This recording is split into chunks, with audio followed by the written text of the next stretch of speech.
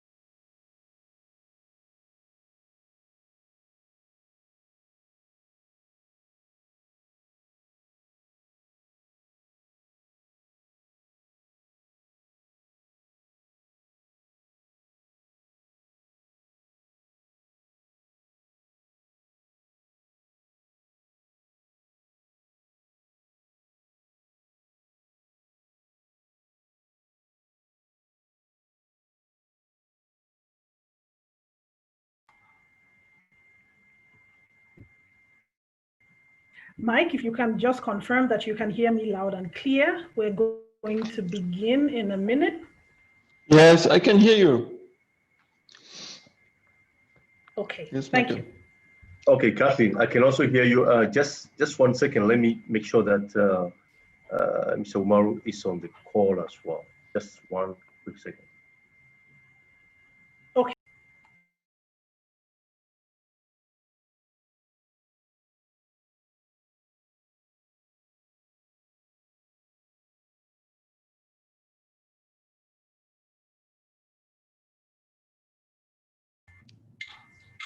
Hello, Mike. I can, okay.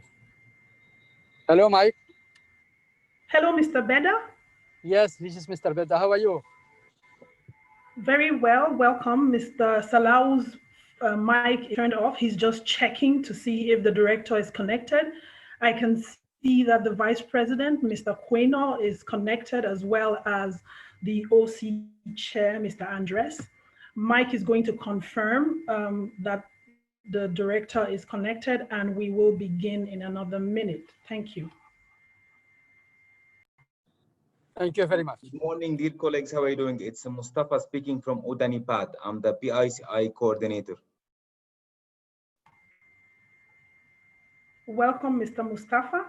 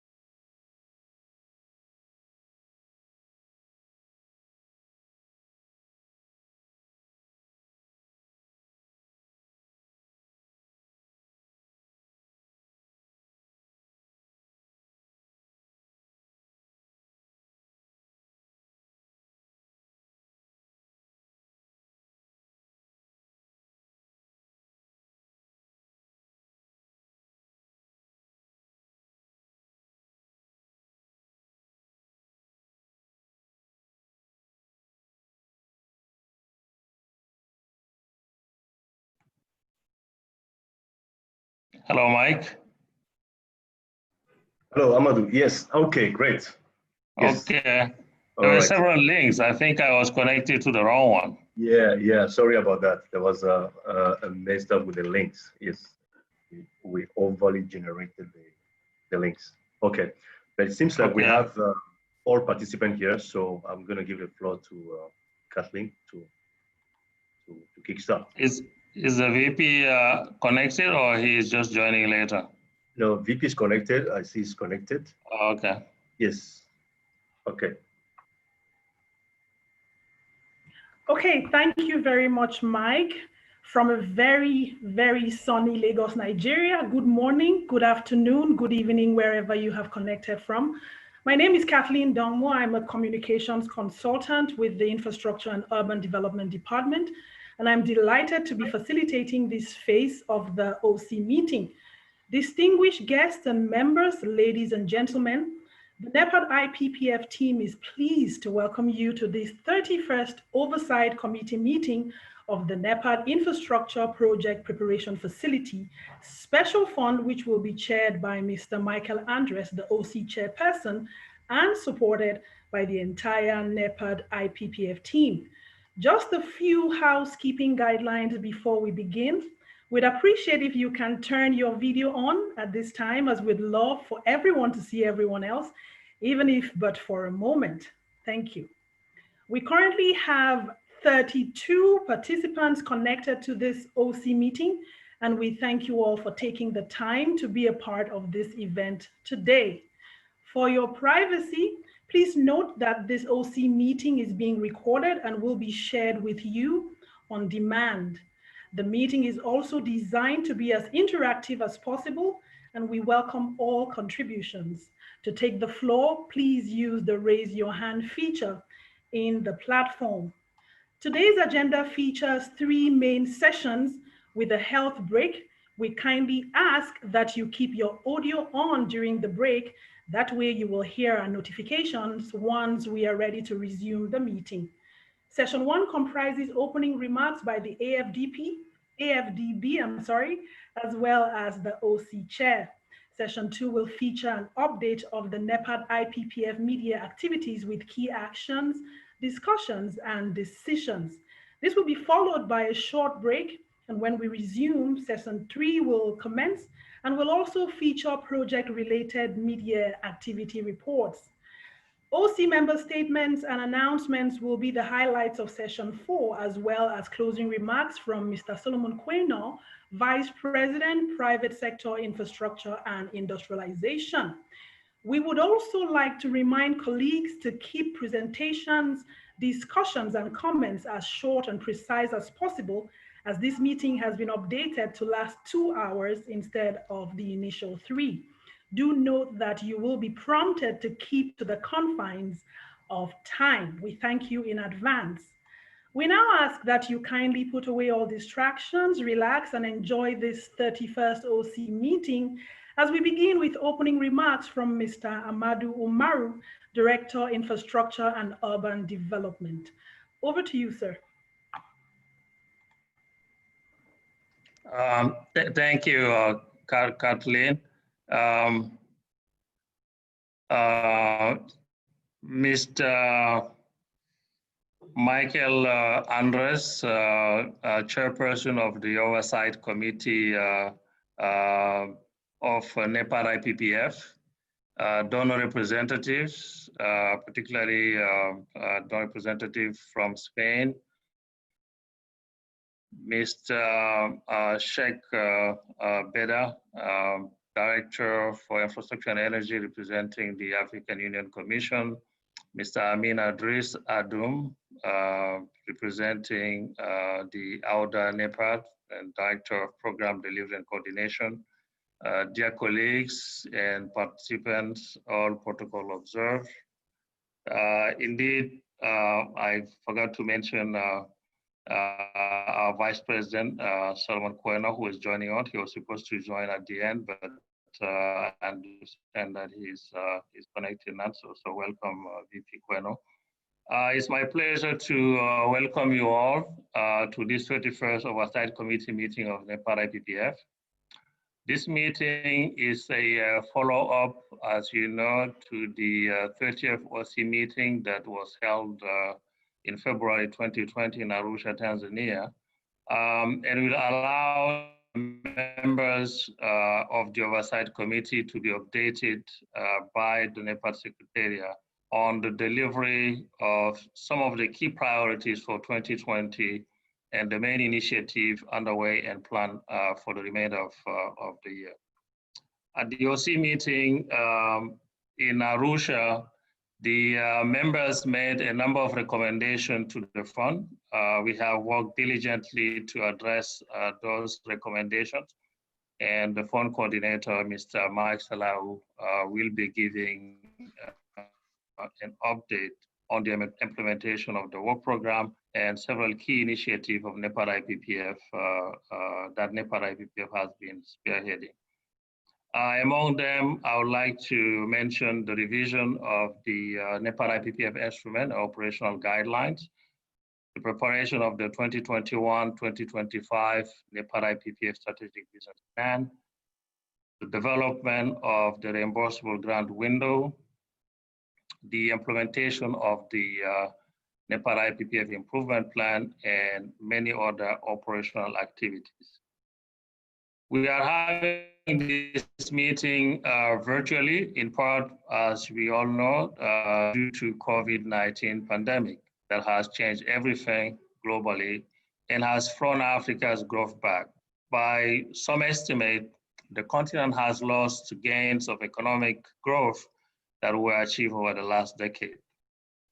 As Africa prepares to build back better, the bank and NEPAD IPPF indeed will have a significant role to play in supporting and enabling regional infrastructure development. The new NEPAD IPPF project preparation instruments, such as the reimbursable grant, will be critical in increasing the quantity and quality of bankable PPP projects by helping to crowd in private sector participation in the implementation of infrastructure development on the continent. However, to be able to carry out these undertakings, NEPAD IPPF will need additional resources. The fund can and must do more, and we hope that our donors here present and our partners will heighten their support to the fund to ensure its technical and financial capacity to deliver efficiently and effectively on its mandate. We at the African Development Bank are pleased with the performance and progress being made by NEPAD IPPF and our management is fully committed to continue providing the necessary support. We thank Germany in particular and Spain for their continued support through NEPAD IPPF Special Fund, which, as you all know, has now turned 15 years old and has been supporting African infrastructure development, full regional integration, and shared prosperity for the African people. We would like to thank also the African Union Commission, the AUDA NEPAD, and all the regional economic communities for their strong political support. We look forward to a successful and productive meeting, and we thank you for your attention. Thank you.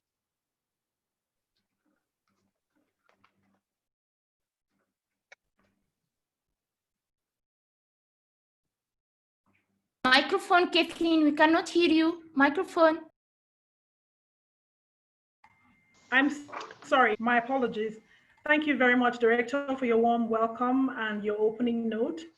At this time, I'd like to hand over to the Oversight Committee Chair, Mr. Michael Andres, for his opening remarks. Over to you, sir. Yes, thank you, Kathleen, I think, for the introduction. Is this now working? Can you hear me? Hopefully. Yes. Okay. Yeah, I think it's a pleasure for me, I think, in this new format, I think, to host this 31st OC meeting.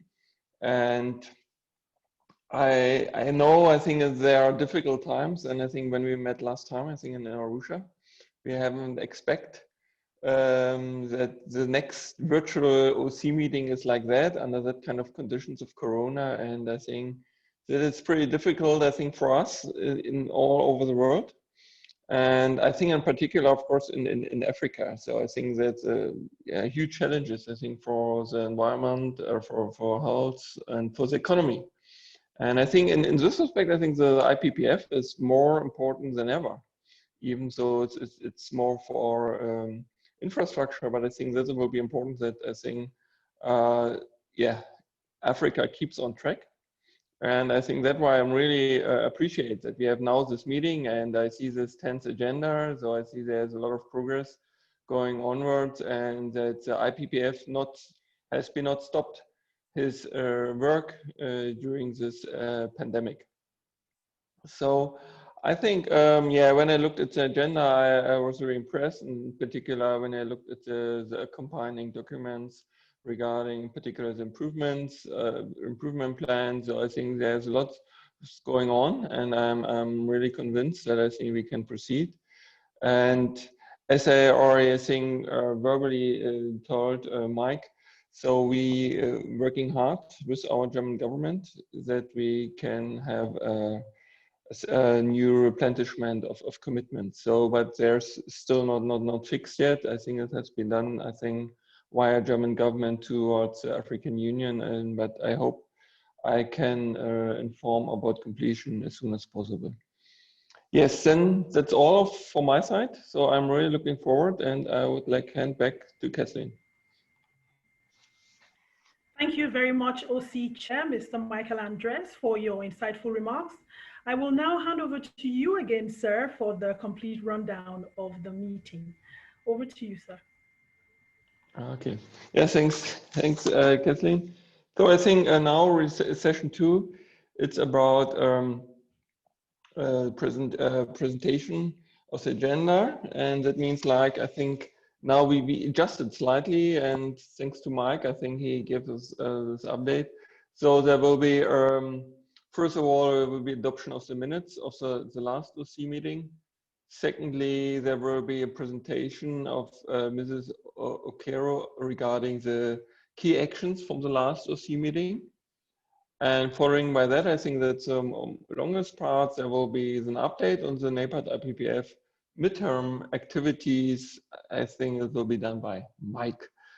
And after that, there will be, I think we will look at the financial statements as well. And yeah, I think that's section 2, and then session 3, it will be more about real projects and what is going on there. And I think Lesotho, Botswana, and this other one is the business opportunities for women on the energy value chain in West Africa. And that will be, I think, yes, joined by discussions about the OC meeting, OC members. And finally, there will be an update on the continental infrastructure initiatives, PWAP2 and PICI. Yeah, and that will be, I think, closed by session 4, the OC meeting, where we have the member statements and the final closing remarks. So I hope everybody's agreed to this agenda, but is there any questions or any comments to that, then please raise your hands. Yeah, Kathleen, if you see somebody also on the chat, please let me know. Yes, otherwise absolutely I do would. that, sir. Okay, thank you. No hands raised at the moment. Okay. Yeah, I think then I would say we go first to the next step. The first step on the agenda, it's about the minutes of the 30th OC meeting. I think it was already chaired in advance. So I think I would just like now ask the OC members, are there any comments on the last minutes, or you would like to discuss now? No, we have no comments and no objection to. Okay. From the last meeting, yes. Okay, thank you. Is there, because I don't see all the participants right now, so is there any from anybody else? Any comment from the OC?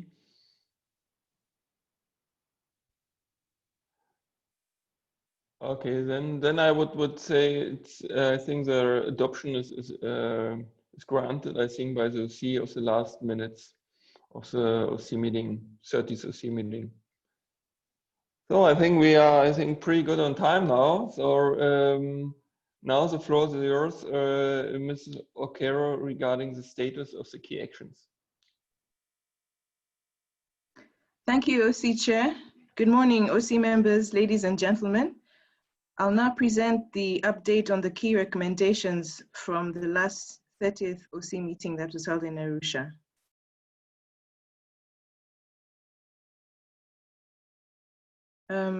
Presentation, please.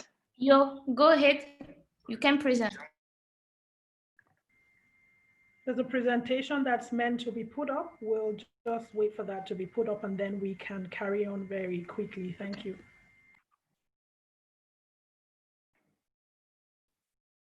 Okay, can you see the presentation? Yes, sir. All right. Okay. Let's go.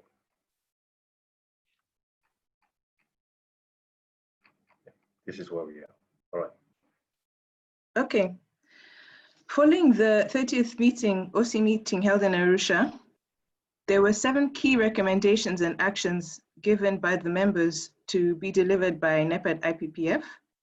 All of these actions have been initiated and implemented and are at various stages of completion. And out of the 7 that have been out of the 11 sub-actions from the total, 6 have been completed, 4 are ongoing and at various stages of completion, and 1 has not been initiated due to the travel restrictions from the pandemic.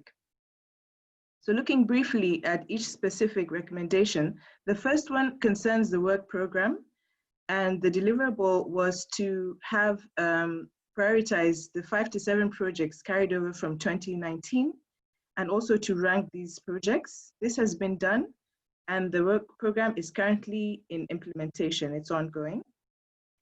The next recommendation concerns the technical assistance fund for NEPAD IPPF, and the deliverable was to submit a proposal document to the OC by this meeting, the 31st meeting.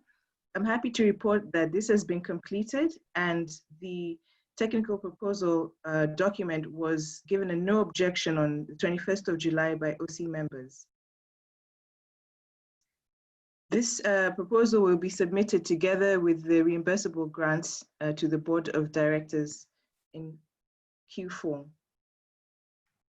The next recommendation is linked to the alignment of NEPAD IPPF with PIDA SDM. And at the occasion of the 30th OC meeting, the expected deliverable was to have ready a concept note or a list of projects and activities under which this collaboration will be implemented. This is currently ongoing, and as we stand, a draft letter of intent and a draft joint work program between AUDA, SDM, and NEPAD IPPF was prepared and shared in July 2020 for agreements. And the next steps is therefore to have this letter of intent signed by Q4, then implementation will commence.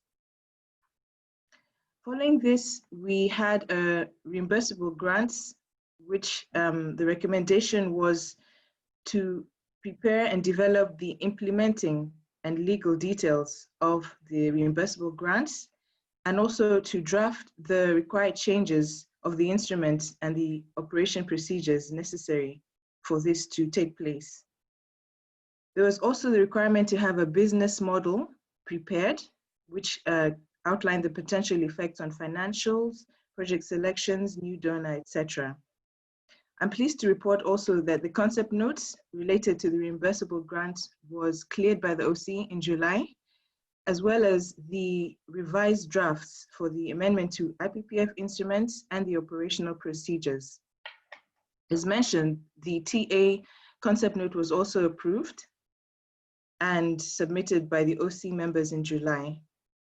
And all these will be submitted to the board in Q4, including the extension to the IPPF instrument. This will go to the Board of Governors by approval by the end of the year. Next, please. Looking at the fifth recommendation, this touches on the NEPAD IPPF improvement plan, which during the last OC roadmap was presented for approval. Specifically, we were required to present status reports on the progress of the implementation. This has been completed, and a presentation will be given later on in the meeting, but also in the actual media reports, the progress on the implementation of the improvement plan has been documented for OC members. The next sub-activity under recommendation number 5 touches on the new strategic business plan, which is to run from 2021 to 2025. Currently, the procurement for the consultant to take on this assignment is in advanced stages. And I can report that the evaluation for the technical proposals for a total of 4 firms has been completed. And the following steps are now for the financial proposals to be evaluated,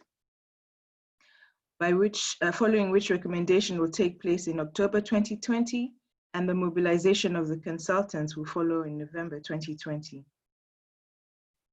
If we look at the next recommendation, this deals with the publication, the 15 years anniversary publication showcasing the work of the fund. Currently, this is ongoing, and a final draft is being reviewed by the consultants and shall be completed in Q4 of 2020. Before this, we aim to get the OC comments and clearance, and also internal clearance from the bank before it will be published.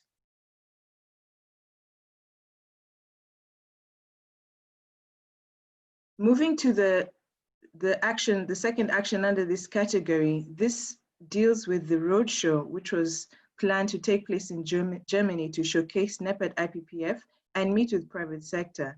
This was planned for April 2020, but unfortunately, due to the COVID pandemic outbreak and the travel restrictions, this activity has been postponed until travel is feasible. We are aiming that, if all is well, the roadshow may take place in Q1 of 2021. Next, please. Finally, looking at the 7th recommendation, this is touching on the OC meeting reporting tools and formats. And I'm pleased to report that all these have been delivered. First of which was a recommendation to clarify further the meeting agendas and minutes so that the OC members can have a more easy reading and appraisal. And this has been done. and the integration of the modifications to make the decision sections much clearer have been implemented in the agenda and the minutes of the meeting with immediate effect. There was also a recommendation to improve the status of key actions presentations, which you are currently viewing on the screen. And this was to improve it to have more detail in the updates. And I can report that improvements have been integrated to the matrix. The last of these sub-activities touches on the compendium. A recommendation was given to have a compendium of documentary evidence of what IPPF has done. And this has been prepared. The IPPF compendium has been drafted and is currently under formatting to create hyperlinks. However, a draft has been shared to the OC for comments. Just a time prompt, you, Janet. Yeah. Right on time. Thank you. Yes, thank you, Janet. And I think it was a good summary. So it looks, I think, pretty good, the performance so far regarding the key actions, except of the obvious reasons that you cannot travel. And I think that makes, of course, difficult, I think, to interact, I think, with all the stakeholders and potential donors. I would again open the floor to all the participants for any questions or remarks you may have regarding the key actions. No hands raised at the moment. Just an update. We currently have 44 participants. And if you would like to comment, please raise your hand and take the floor. Hi, this is Spain. I'm not able to raise my hand, so if I may, I can directly speak. Please go ahead. Okay, thank you. First, and agreeing with Michael, congratulations for the development of the all key action in these last 6 months. I cannot imagine how hard has been to implement all this action. Also here in Spain, we are struggling with our daily basis in our work, so congratulations. And I have one question regarding the new instrument of the Rainbow Server grant.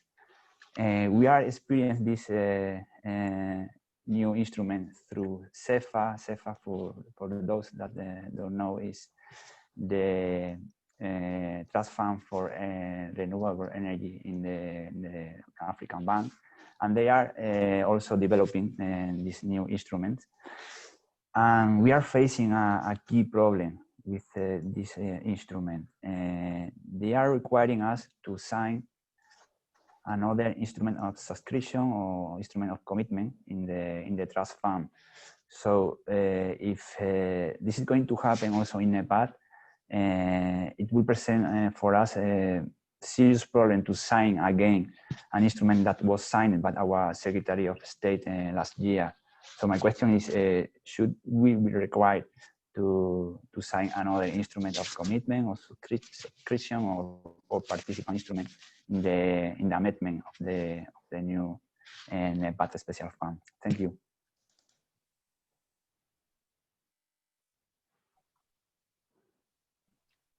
Okay, thank you very much for this question. I would like to defer to the fund manager for further guidance on this issue. Thanks.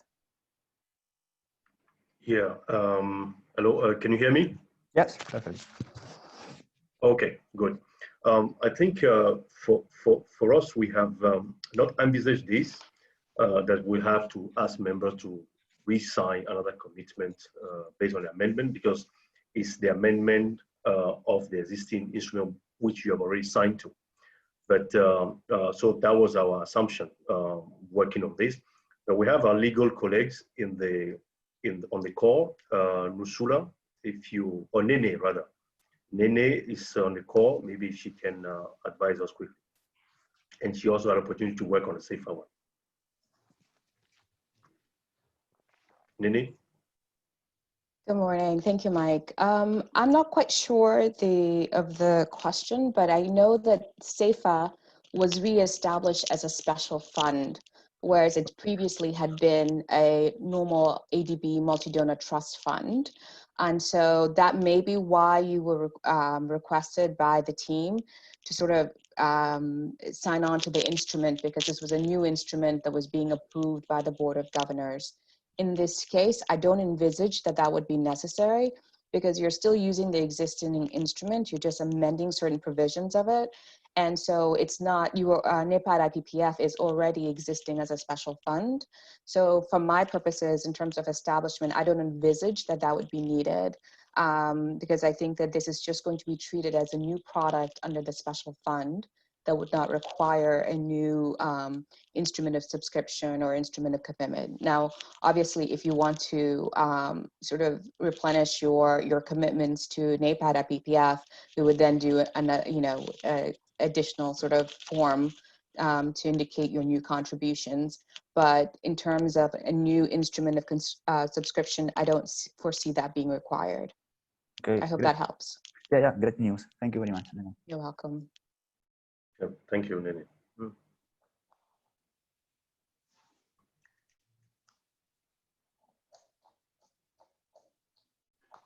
Okay. Yeah, I think any further questions so far from the audience? Then maybe I have a small one. I think you spoke quite clearly about the alignment between NEPAD IPPF and the service delivery mechanism of the PIDA. And as I know, I think you are in close contact with this with your colleagues at the NEPAD. And I think there are some improvements. And as you already wrote, there's a letter of intent and joint work program already drafted. My question here goes rather on, I think, regarding the speed, because I think, as you say, it's a letter of intent is already drafted. So for me, it looks like pretty straightforward. But you're saying the signing of such letter will be probably in Q4. So I would just, Q4 could be already October, it could be December. So maybe what is your best guess? And maybe somebody from AUDA STM has a comment on this as well. Yeah, thank you very much, Chair. I think on this, we are really, we've taken a lead on this following our OC meeting. So our expectation was that before we come to this meeting, we'll have concluded on the content of the letter of intent, but it has taken a little bit more time than anticipated. And as you rightly said, I will defer to my colleagues at AUDA NEPAD to give us more guidance as to when we can conclude this. Our expectation is we should be able to do that in October, but I will defer to them to give us more specific. Thanks. Okay.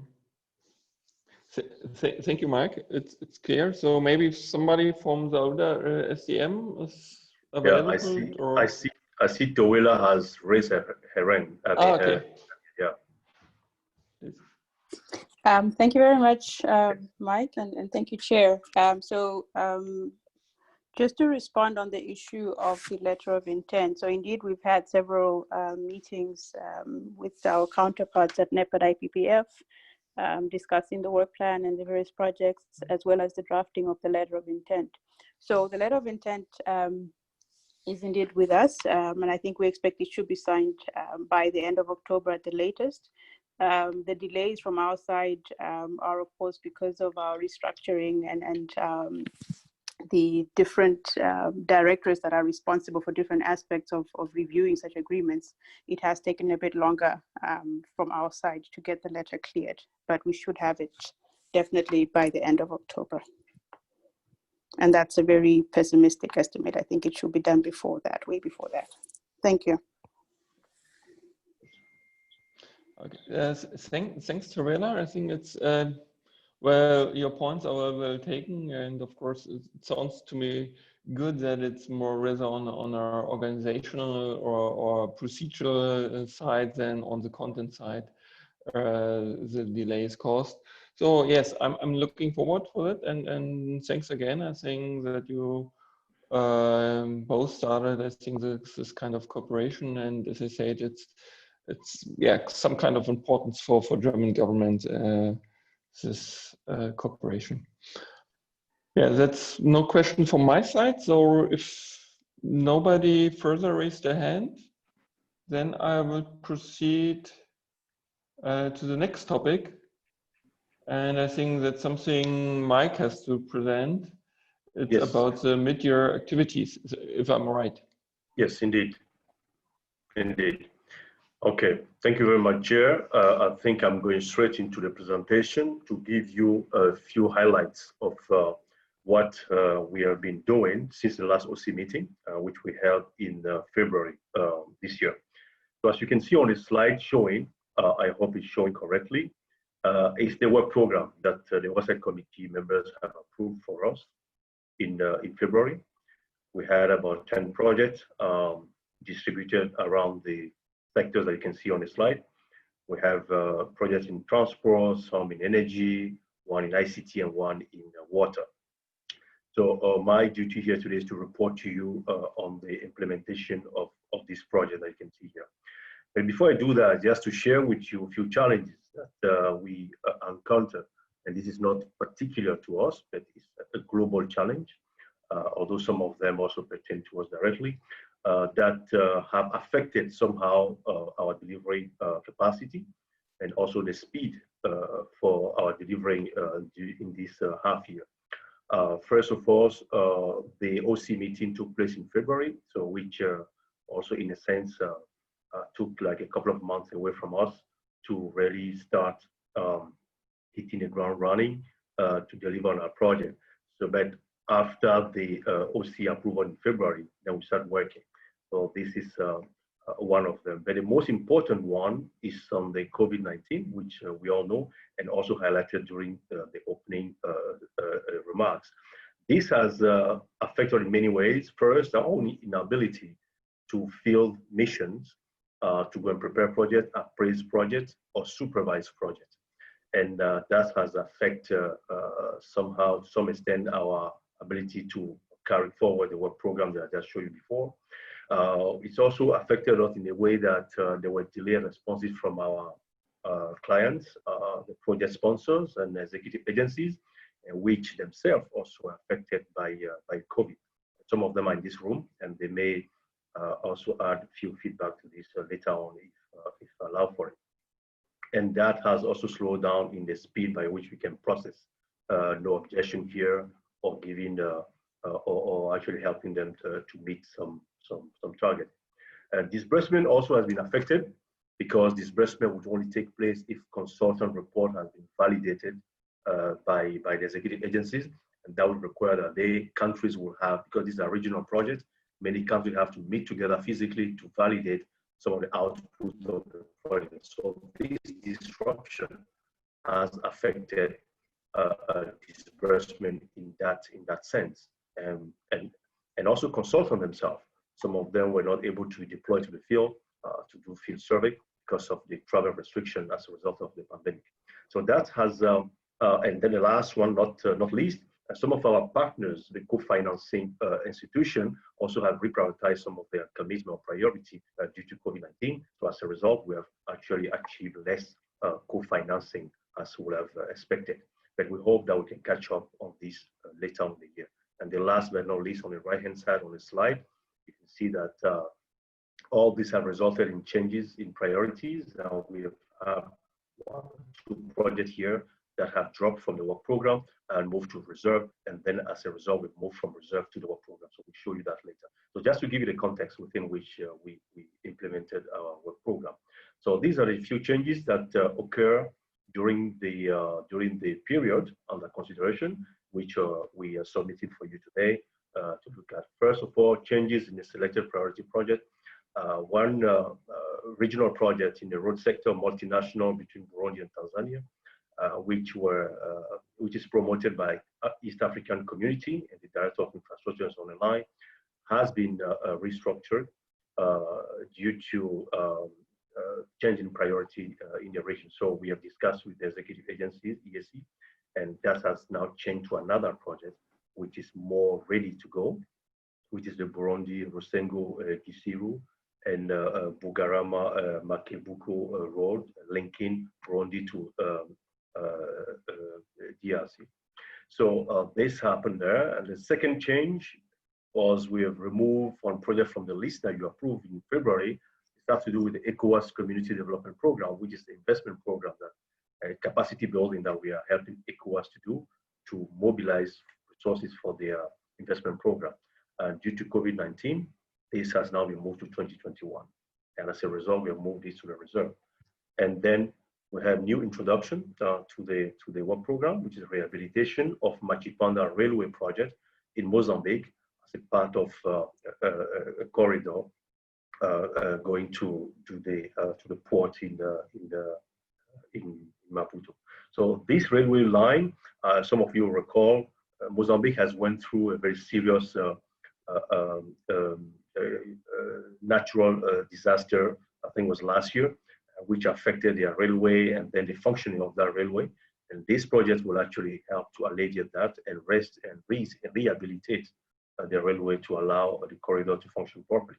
So we have taken on board this project, we have screened it according to our rigorous criteria and has met the criteria, therefore has been swapped with the ECOWAS project.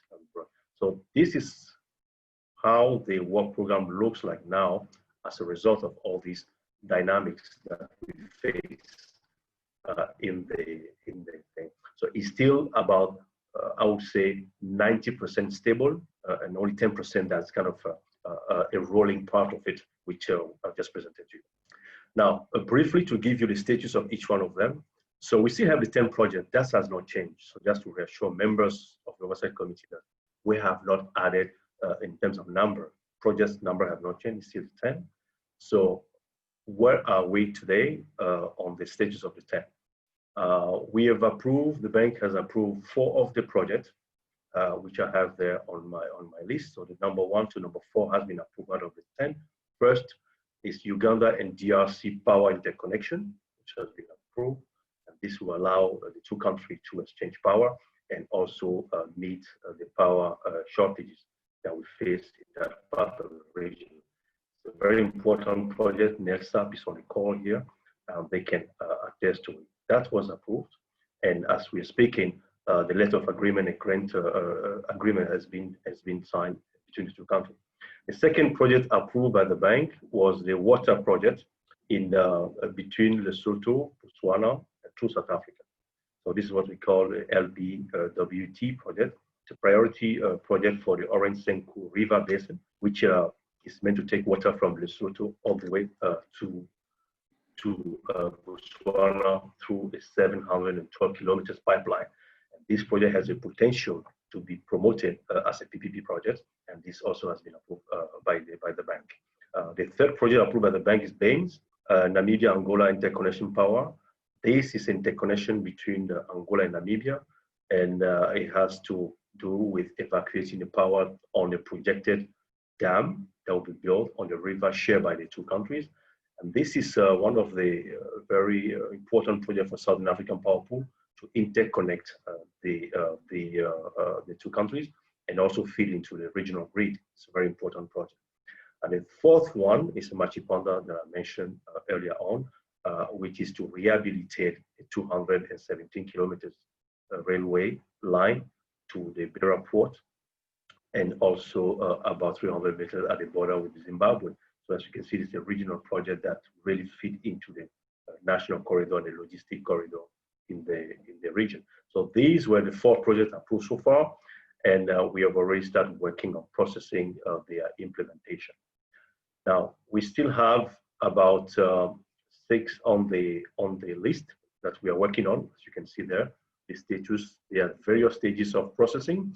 And as we move towards the end of the year, we hope to conclude on the approval of this. And I must say that we have to do that because I know in the room we have the recs that are actually following up with us on regular basis to where we are in the project. Number 1, briefly, is the access road to connect the two Congos through a bridge, a rail, road, and bridge project that's already in existence But this access road will facilitate the access to the bridge, and the bridge itself also has been supported by NEPAD IPPF in terms of preparation, and now been taken forward by the bank and Africa 50 as a PPP project. So this is a very important link on the Cairo to Cape Town, a Trans-African highway. And it's a PIDA project, as you can imagine. By the way, the Baines project also is a PIDA project. We also helping COMESA with Africa Cloud Ecosystem, which is a very important project to supplement the existing IT infrastructure that IPPF has helped to prepare. But this project is even more important now as we speak after the COVID-19 impact that we're having, because it's going to allow Africa to have a cloud system that is going to give countries data capacity and also a better and lower the cost of data center. This is promoted by COMESA, and the Director of Infrastructure is also on the line. Mota power interconnection between Mozambique and Tanzania. It's a very important project. We are helping to do the feasibility studies. And Luberenzi Kamayola Bukavu Road, or EAC, no, sorry, for Central Corridor, linking Burundi and DRC. And this is a project that's moving on very well, and we will be assisting them to prepare detailed design feasibility study as well.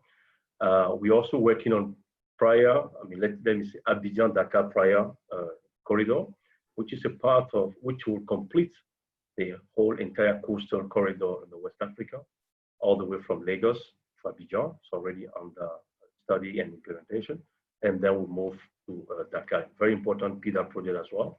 And we'll also link West Africa to Maghreb region through the Trans-Maghreb highway of the PIDA.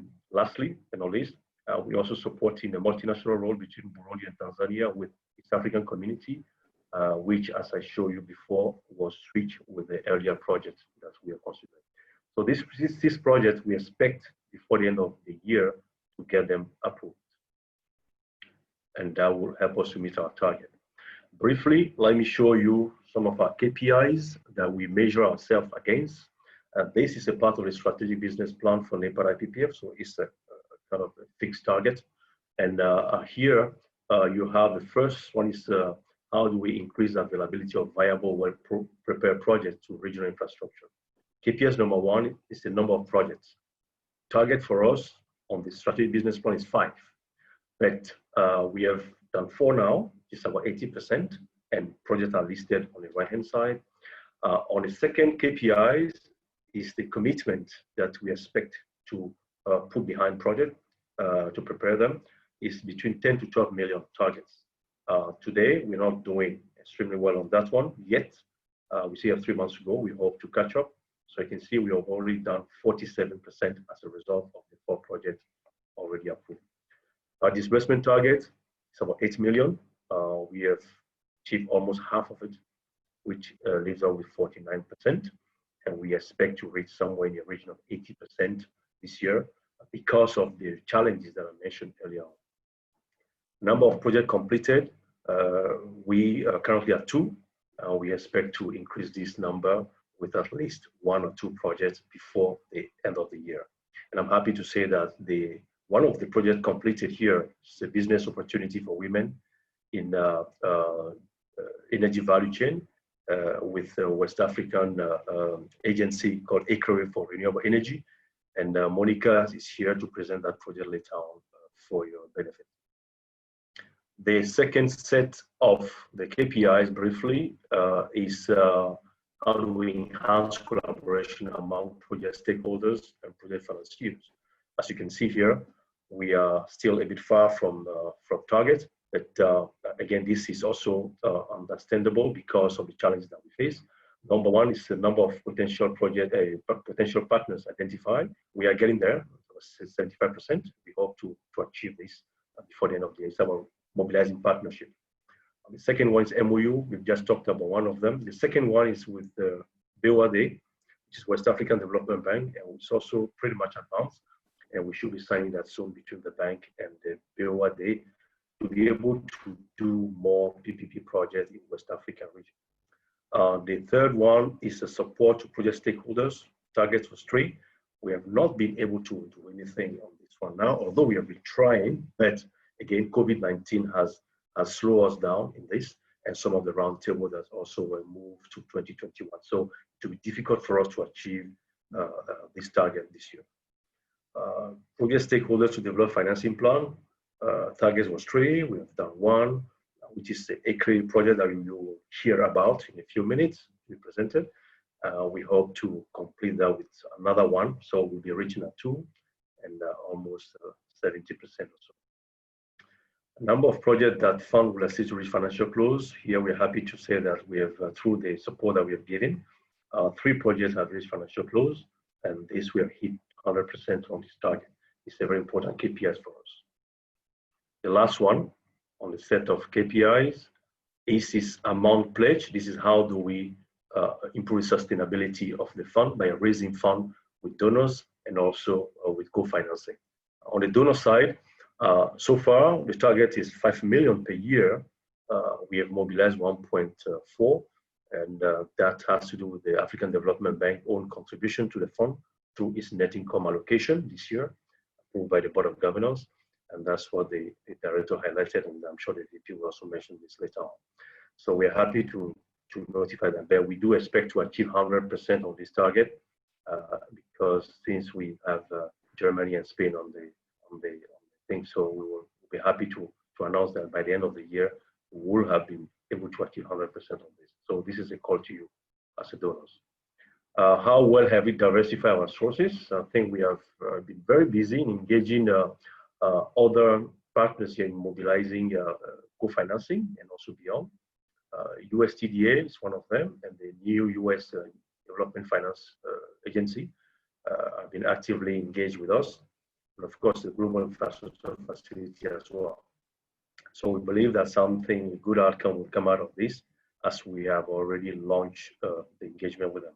Last but not least, co-financing. This is a very important KPIs for us. Is how we leverage NEPAD IPPF funding to mobilize to play this catalytic role. So far, we have achieved about 30%, so we're still far from the target. But again, this has to do with some of the changing priority. But also, we still have 6 projects left, and we hope to achieve something in the region of 70 to 80% this year. And that complement the strategic objective KPIs presentation that I wanted to do. This slide has to do with how well our portfolio management activities has been carried out during these 8 months. Here also, as you can see, as I mentioned before, we have been impacted by this COVID-19 and some of the other activities. Identification. This we have done well because we planned to do 4, but for some reason we have gone over the target here in terms of origination of project, receiving new requests of project, and that is something that we can, we as a result of our proactiveness to engage project sponsors. However, on the appraisal report, 8 planned, 3 has been delivered so far. Some of the projects approved before has been approved last year. So this is what you see in the 3 here. In terms of approval, the 10 projects, we have 4. We're still a bit far from the target, and we hope to get closer to the target as we move to the end of the year. Signature of agreement. Once project approved, they need to be signed. We expected 4, but so far we have 1. But our legal department is working very hard around the clock to help us achieve the 3 remaining signature of grant agreements. Effectiveness is linked to the grant agreement. So once the grant agreement is signed, the grant is declared effective. So this is the same pace of achieving this target. And that's also what we're launching. In terms of supervision, we spend our time, because we couldn't travel and so on, to focus on desk supervision. And this has been done on all our projects to help us really to help the executive agency to move the project while we are still on the restriction for traveling. So this has been very useful and something that we'll continue doing for the rest of the year. Field supervision, as I mentioned, 15 were planned at the beginning of the year. but 2 only were done, and that was done before the lockdown. So that's also be very difficult for us to achieve this year. But nevertheless, it will be substituted with desk supervision, which will essentially aim to achieve the same objective. Completion of projects, that depends on the speed by which project, the study are being validated. And as I mentioned before, it has been impacted by COVID as well. But so far we have achieved 2. We'll hope to get 1 or 2 more before the end of the year. PCR is linked to completion. Once we have completion going, we can start working on PCR as well. And the audit report, all the last three KPIs are very, very much linked to each other as a trigger.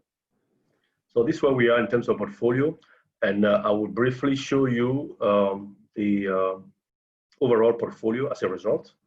95 projects approved so far for NEPA IPPF total, cumulatively, 62 completed, 24 ongoing, 9 has been cancelled, and for various reasons. And I think we have our annual report, which highlighted very well the cancelled projects. So far, we are not cancelling projects in the last 18 months or so, but this is a total cancellation. In terms of commitment, it's about 111 total commitment for the 95 projects. And that's, 111 donor contribution to the NEPA IPPF. And out of that, we've committed almost 100 million. And that's to prepare projects. And the project prepare has mobilized downstream financing in the tune of 25 billion. And that gives us a good leveraging effect, as you can see there on the slide. And briefly, on the snapshot on the portfolio, so the completed 62 are in the various sectors. The main one is transport, 23 projects, followed by energy, 22. We have water, 4, ICT, 9, and capacity building, 4. And the ongoing projects are also distributed across the sectors, as you can see, with transport, followed by energy, and so on. In terms of commitment, you have the figures here that have resulted in about 64 million of total NEPAD commitment for all this preparation. And out of that, we are also able to mobilize co-financing as a result. So completed portfolio, this is what is shown here. It's just to show you by sector where this project, which sector is really leading a project reaching financial close. And of course, it's transport sector, followed by energy, 2. Of course, then ICT has also done extremely well, mobilizing downstream financing. Water sector is catching up fast. And in a region, where do we have those projects? Bulk of our project is in East Africa region. And that is followed by West Africa with 21%, and Southern Africa, and Central Africa. Southern Africa has the same share, and North Africa 5%, and cross-regional projects are about 6%. That shows you the distribution per sector, and that is something that we want to be fairly distributed. But again, it's a result of demand that we see from the region. It's the same thing for the ongoing projects. I will just skip this one for you. So all this has been made possible because of the partnership that we have been promoting. And you could see here on this slide that we've been very active on the partnership front to really leverage our resources and also bring in some know-how and knowledge from other partners that we are working with. So we will be harnessing this partnership as we move forward to the end of the year. So now moving into non-project related activity, and that will close my presentation, about 2 slides. One of them is about communication. So partnership is one. The second one is communication. And for some of you will have noticed that the website of NEPA IPPF has been down. And that's because we are migrating the website from being hosted outside of the bank into the bank. And that has made us, not in a position to really launch the NEPAD IPPF website. But I can report that for the last 2 weeks, we've been actively working to put it back online. It is online now, but if you click on it, you'll not be able to see a lot, but the website is actually coming. So by the end of the year, we'll have our website up and running again. But nevertheless, we have been communicating, as you can see here. We have been communicating on social media, publishing communications have to do with our project and also our knowledge activities that we've been doing. So we've been active, nevertheless, but the website remains one of our key communication tools with our stakeholders, which we will put a lot of emphasis to finish by the end of the year. And that completes my presentation, Chair, on the work program, portfolio, and also some of the non-project related activities that we've been doing. So I will stop here.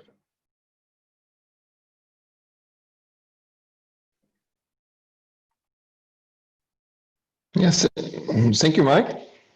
I think it was a good overview, I think, of the last half year.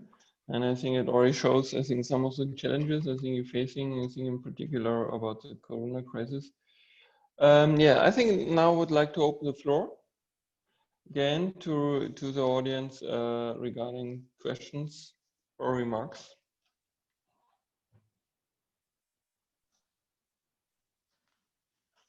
Okay, I see. There are no hands up at the moment, but if you'd like to take the floor, please do that and just be mindful of time. Thank you. No, there's a hand raised. Jesus.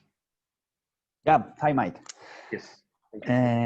Just a couple of questions. I read in the report that you already had a meeting with the BIE, with the ASEAN Infrastructure Investment Bank, regarding to how to confront to afford the COVID-19 situation. I'm very interested in an update or you can share some information about that meeting, because I know also the link between Spain and the BIE here in Madrid. So maybe I can help both sides to decide them. So if you can elaborate a little bit or an update about the meeting, I will appreciate it. I have another question. Yes. So could you also elaborate a little bit the virtual approach that you have implemented with regarding again the COVID-19 situation, because it seems that it has been very effectively seeing the results, the mid-year report. Congratulations again about this approach. And if you can help us to understand how your team and you have implemented this virtual approach, it will be helpful also. Thank you very much.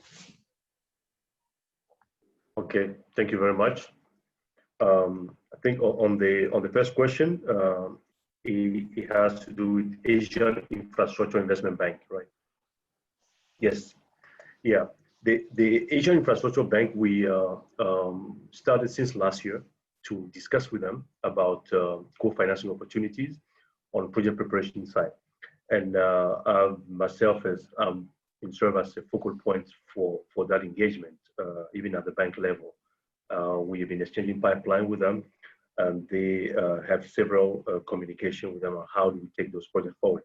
As you know, they are promoting the Belt and Road Initiative, and the project they are promoting are actually on the Eastern African coast, which is now facing Asia, and that's one of their criteria. So we started looking in our pipeline and see projects that meet those criteria, projects that promote trade between Africa and Asia, and also that fit into the sectoral, the sectors that they want to implement. One of them is a railway. They actually asked us to exchange railway project with them, which we did. You'll recall that IPPF is working on the Ethiopian and Sudan railway project, and we share that with them because we're still, while we are preparing this project. And the second project we also share with them is on the roadside between Tanzania and Uganda.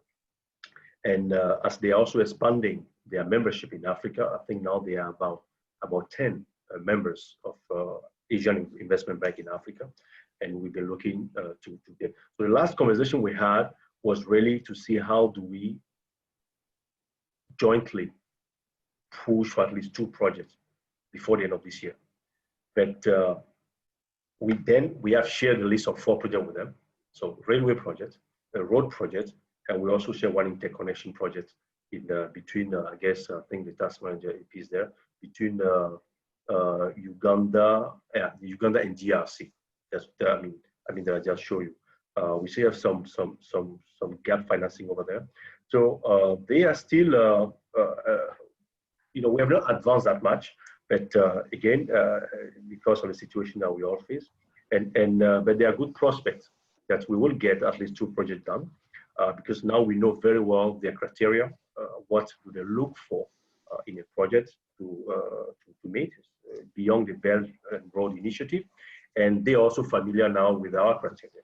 So for us to have a joint project, it will be very easy to do that.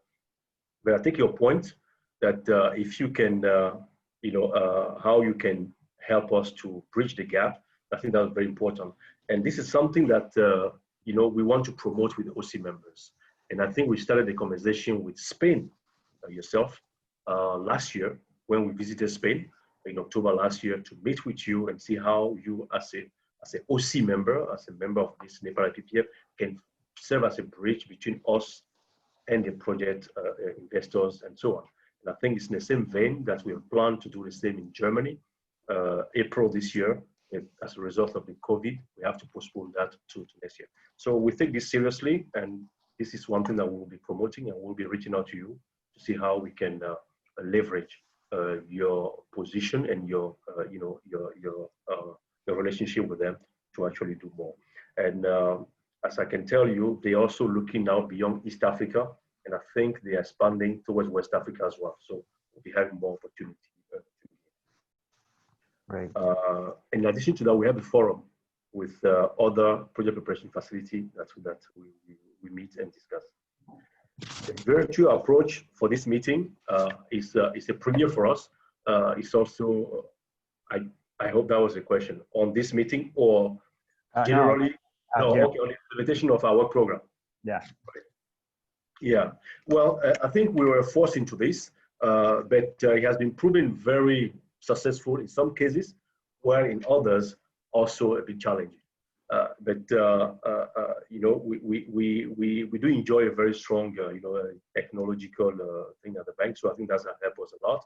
And we are also bringing on some of the executive agency on board to have this engagement with them through Zoom or Microsoft or something. But some of them are well positioned to do this, and some has been proven to be challenging, and hence we slow down in some of our activities. But I think it's a new norm now. We'll have to keep doing this, and hopefully it will be something that will be fully integrated in our working mode.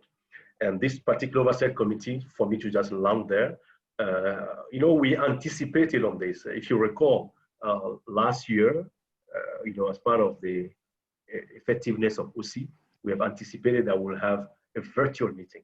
I think, the chair will remember, yourself and Mr. Umaru, we put this as one of the ways to enhance our effectiveness. We did not know that it will be something that will be fine in this new context of COVID. So that's good that we anticipated on this kind of thing going forward. Yeah. Thank you very much. Chair, if I may. Yes, please.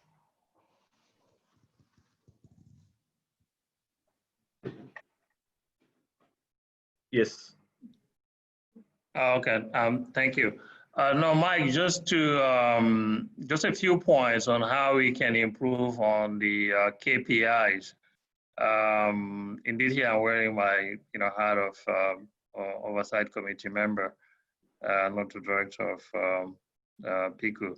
I think the most important KPI is the outcome KPI, which is really the number of projects that reach financial close after we finance the studies. That KPI is there, but I think it's we need to give it more prominence In particular, I think it should be really among the very first KPI we should report on, and we can find ways to design that KPI so that it could be on a rolling basis. Let's say over the last 5 years, what is the ratio of project completed, project reached financial close versus number of projects that are completed. So that could help sort of show that we are not simply financing the preparation of projects, but those projects are actually reaching financial close. The second comment is on the process KPI related to project supervision, time between approval and signature, etc. I think we need to align them to the bank KPIs because what we really want to measure is how efficient we are in moving from one step to the next step. Not in terms of the numbers or number of agreements that are signed, but the time it took, between the approval and signature, between the signature and the disbursement, so that we align them with the bank KPIs. That would help us also kind of compare with the standards that we have for the operations in the bank. Thank you. Yeah, thank you very much, Amadou. I think this is, you're absolutely right, that we should focus on the outcome KPIs and then also use the bank's process KPIs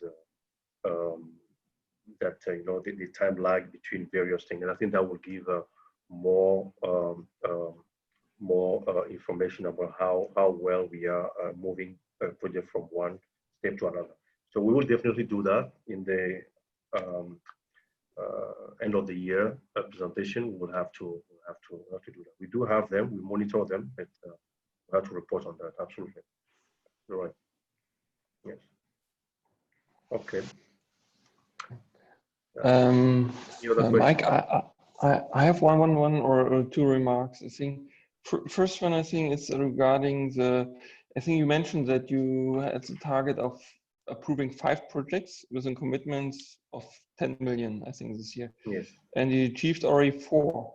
So I think to me it sounds pretty okay, as you said, like just one missing, and then I saw a long list, and then I'm just wondering, it's like, what is your aim or your target for this year? Is it really to achieve the 10 million commitments? Because then it looks like, if I look at the project list, you have approved a lot more than one project still. So what is when it comes to your internal decisions, where you're looking for? And secondly, I think you already outlined that there's 50%, of the disbursements are achieved. And my question is more like, what do you think? What are the largest obstacles currently, to achieve 100% of disbursements? Because I just, compared with our situation at KfW, and so we see a lot of delays because the consultants cannot go on ground. So there's always a problem with the traveling. And I don't know, maybe you can just elaborate on what is the situation when it comes to studies financed by AFDB. Okay. Okay, thank you very much, Chair. On the target, yes, we have two. Let's say we work with two targets. One is the strategic objective target, which was approved like almost 5 years ago. This is the one, kind of a static one that they say at the minimum, this is what they expect from us to achieve. So it's kind of a minimum level target. And then we have the work program target that we presented to you in February, which you approved, which has 10 projects. So we have these 5 at the minimum, and let's say the cap, the maximum is 10. And so far we have achieved 4. And if we measure against the minimum one that the strategic business objective asks for us to do, then we are pretty much close to about 90% or so. And then if we now measure it through the work program, which now really, as a result of the demand and arbitration and so on, That now we are almost barely at 50%, almost 50%, half of it. So these are the two targets within which we work. But the commitment amount is a result of the number of projects. The 10 million is linked to the 5 projects on the strategic business plan. And then today, I think our total expected commitment on the 10 project is slightly higher. That would be, I think, around 16 million or so. So these are the two KPIs that we have. But even if we now say, okay, have you achieved the minimum? We have still not achieved the minimum, because the average project cost then that they work with on the KPIs were about 2 million. And now we are lucky that we are doing a lot of co-financing also. So that is helping us to spend less amount and yet to achieve a target of 5, but sometimes with the less commitment. And that's due to co-financing. But this year, with the 6 projects remaining, I think we have a slide on that later on. I think our commitment level should be close to 10 million. If we add the 6 remaining projects on the work program, it should be close to 10 million this year with the 10 project, and that's if we discount for the co-financing. Yeah. So on the second question, disbursement is Jeffrey. Maybe you can show that slide briefly. Slide on the way forward. The disbursement is a problem, as you rightly put it, because of COVID-19, because the consultant have to get the output validated, and we see issues at 2 levels.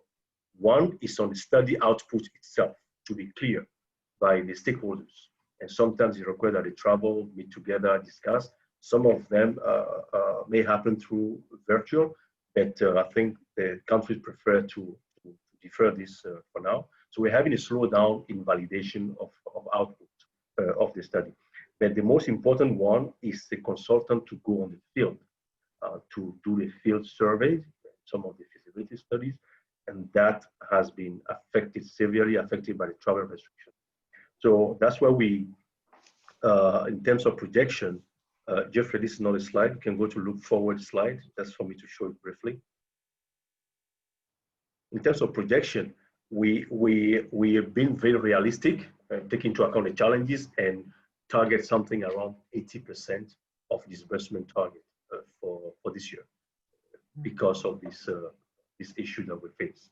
So yes, disbursement will remain a challenge for us to meet the 100% target this year. But we'll work very, very closely with the executive agency to make sure that we reach the target. But in our own projection, if we can achieve 80%, I think we'll have been. Yeah, I think, thank you, Mike. I think even 80% is still a pretty good number under the circumstances. Maybe just one comment back against regarding the intended commitments and approvals of projects. So I think I totally agree with Amadou that he said, I think the number of financial close, project achieved a financial close, that is something which we recount. So it's even for us, for when we report to our government, I think we have just, 2 indicators. And I think one indicator is just about the number of projects, and the other one is really about how many projects achieve financial close. So it's even for us, it's really one of the most important issues. And I think based on that, I think we are really satisfied. And if I see your pipeline of projects, you have more than you can absorb. I think for that, it's still plenty of them. So if we see, I think from the project side, you're on the right side, on the right track. And better, I think, concentrate on less project, as you said, and also concentrate more on the number of the projects than instead of the total commitment amount. Because then I come back to the latest point I had is regarding your activities regarding getting further grant funding or co-funding, etc. And here I see, I think, a lot of activities from your side, and of course some success. But to me, it still looks to me the most challenging point for the NEPAD IPPF. So you have to decide. You have your workforce and you have what you can do and what you can achieve. But I think for regarding sustainability of the NEPAD IPPF and success, I see the largest bottleneck is really the funding. So when you have, can you shift your somehow activities or whatever? I think I would always more prefer saying, okay, then have 1 or 2 projects less committed, but on the other side, really, ensure that you can commit still further in the next years. But that's my comment. I think it's you are free, to decide as AFDB how to proceed. Thank you. Yeah, thank you very much. I think we take your observations and your guidance. Indeed, we will be putting focus on the project reaching financial close, and I think the fund has been very successful in that regard. I think if we compare ourselves with similar funds, we have achieved like a success rate about, let's say, in the region of 80%. So most of our projects do reach financial close, and this is something that I think we can be proud of. We have reported extensively on this also last year in our annual report, but this year has been a bit challenging now. We only able to report 3, but we hope for the end of the year that something else will also. Then we put a lot of attention to these KPIs, and we'll be reporting on that more. Also on the sustainability issue, yes, indeed, co-financing is very important. We're trying to mobilize as much as we can to do this. But most of the time, IPPF is looked upon to do the heavy lifting. And that's also because of the mandate of the fund to really do the heavy lifting, and because of regional projects which are now being more and more costly to support. That also will keep monitoring actively as we move forward. But to take your guidance, and we will be ready to move forward. Thank you. Okay, thanks, Mark. I think that sounds pretty good. Any further comments or any hand has to be raised, or just raise your voice? Just a quick time check at this time, OC Chair. Okay. Maybe we can take all the comments at the end of the presentation, just to give time. Fine, that's fine to me as well. So then I think we are done. I think with this session 2. Kathleen, is it right? So we have this kind of health break, or maybe you can give us guidance? I would suggest, OC Chair, that because we've reduced the time, we may want to pass on the health break and just carry on, if that's okay. Yeah, for me it's fine. Maybe if somebody has a problem with that, then please let us know. Okay. Yeah. I think then we can proceed. So then I would say let's go to session 3, and it's about a project deep dive session, and it will be presented by Chair. Before that, several people. I think. Yeah. Your floor. Okay. Before that, we have a quick update on the implementation plan and the reforms, unless you want us to move straight to, because we have shared this we have shared this in the document package. No,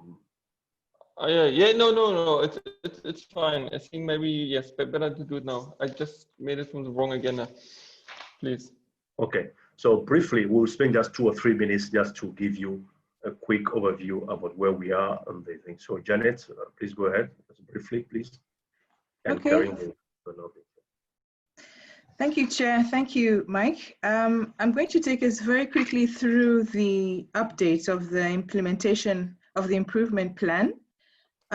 As you can recall from the last OC meeting, this was presented to the meeting, and the roadmap includes 4 core thematic areas around which IPPF will implement improvement recommendations from the independent evaluation. And these areas are strategic, operational efficiency, internal capability, and governance. These have been implemented and they have been categorized into short-term, medium-term, and long-term for the sub activities under each core thematic area. And moving to the next slide, in the strategic area, the first of which was preparation of a sectoral approach document. This is ongoing and will be finalized with the completion of the strategic business plan. Regarding the development of a donor communications and engagement plan, a draft is in existence already, and this is also going to be refined with the completion of the strategic business plan, which the consultant will undertake. And looking at the implementation of the cost recovery window, as mentioned already above, this is ongoing. The documents have been finalized and are going to be submitted to the Board of Directors for approval. And after this, my colleague will give a much detailed update as well. Moving on. Next slide.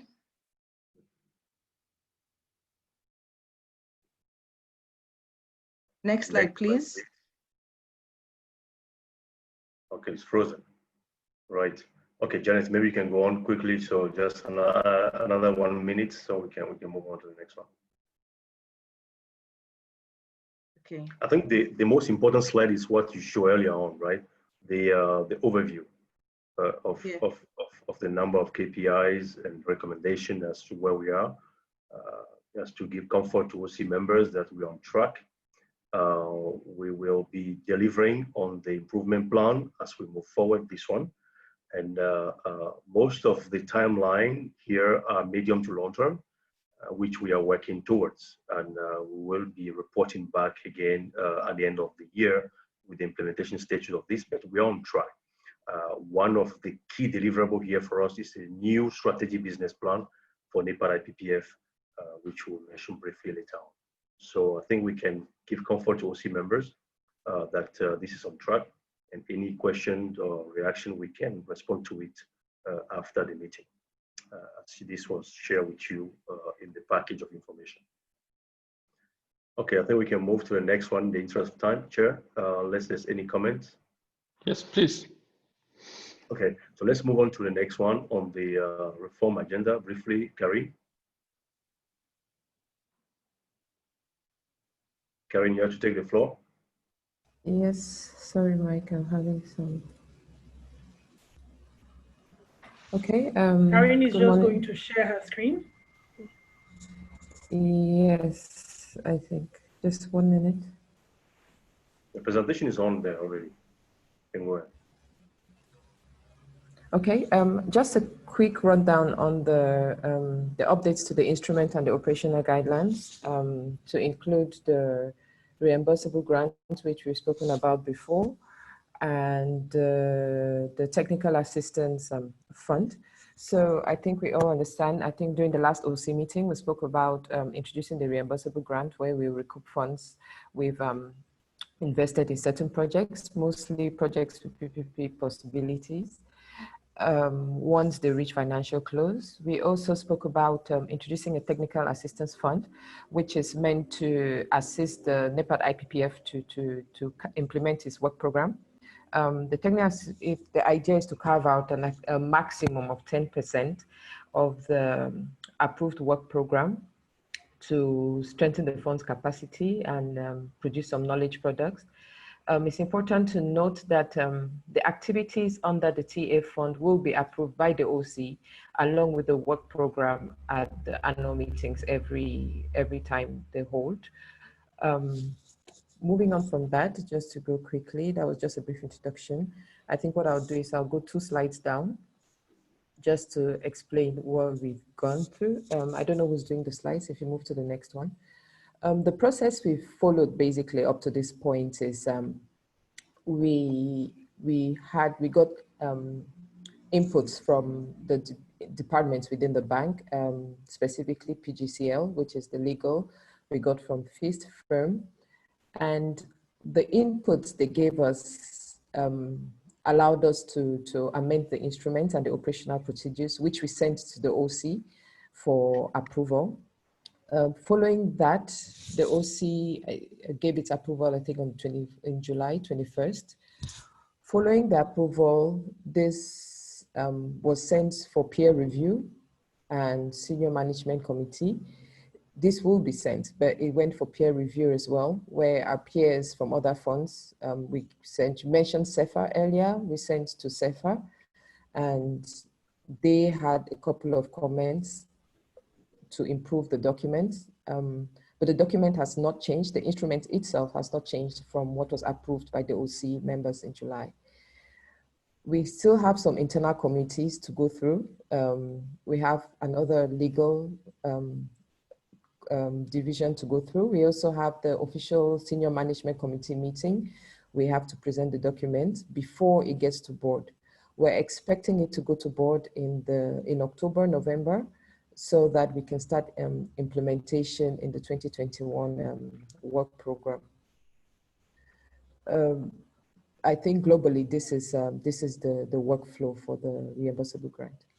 Okay, so thank you, Chair. That's just a quick overview about where we are now with the reform agenda and so on. The next thing before we move to the projects, briefly in 2 minutes, we can give you a quick update on the strategic business plan. I think in the interest of time, I'll just take that quickly. Yes, next please. slide. Yes.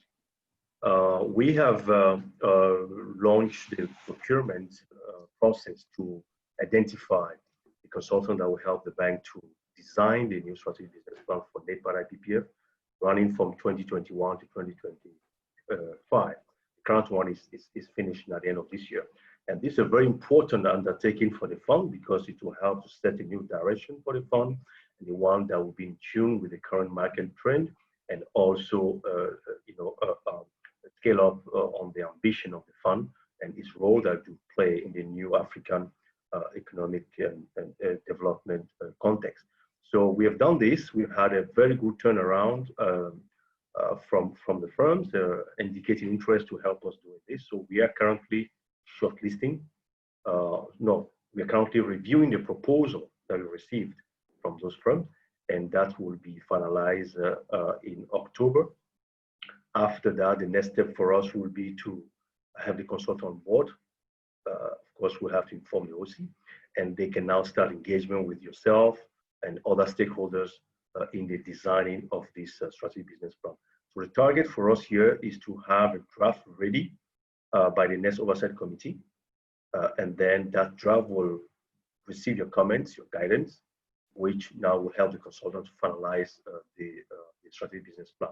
So all in all, we expect to have a final product sometimes in the mid of Q1 2021. But you will have a draft for the next proceeding. So this is what I would like to report here. And the last one, not least, is a digital platform. Again, the same process. We are slightly behind schedule, but we are going to launch the request for proposal here in October, and this is fairly faster than the strategic business plan, and we hope to achieve this by Q4 2020. We recall this digital platform is meant to enhance our ability to go digital and also improve on governance, and portfolio management, reporting, and so on of the NEPAD IPPF. So that's where we are on this digital platform. But before the end of the year, we hope to finalize it. Yes, so to close on my presentation, way forward, I think I've mentioned this before, we'll focus on portfolio issue. We will continually monitoring impact on our work program of the COVID, and then also focusing on the agenda item to really make sure that the board of directors consider this before the end of the year and approve it, and also on the implementation improvement plan. So that will be what we'll be focusing on going forward. Thank you, Chair. With this, I think we finished. I've showed this already. We can now move to financial presentation in few minutes my colleagues in the finance department. Thank you. Yes, thank you, Mike. Please go ahead, Mr. Ottman.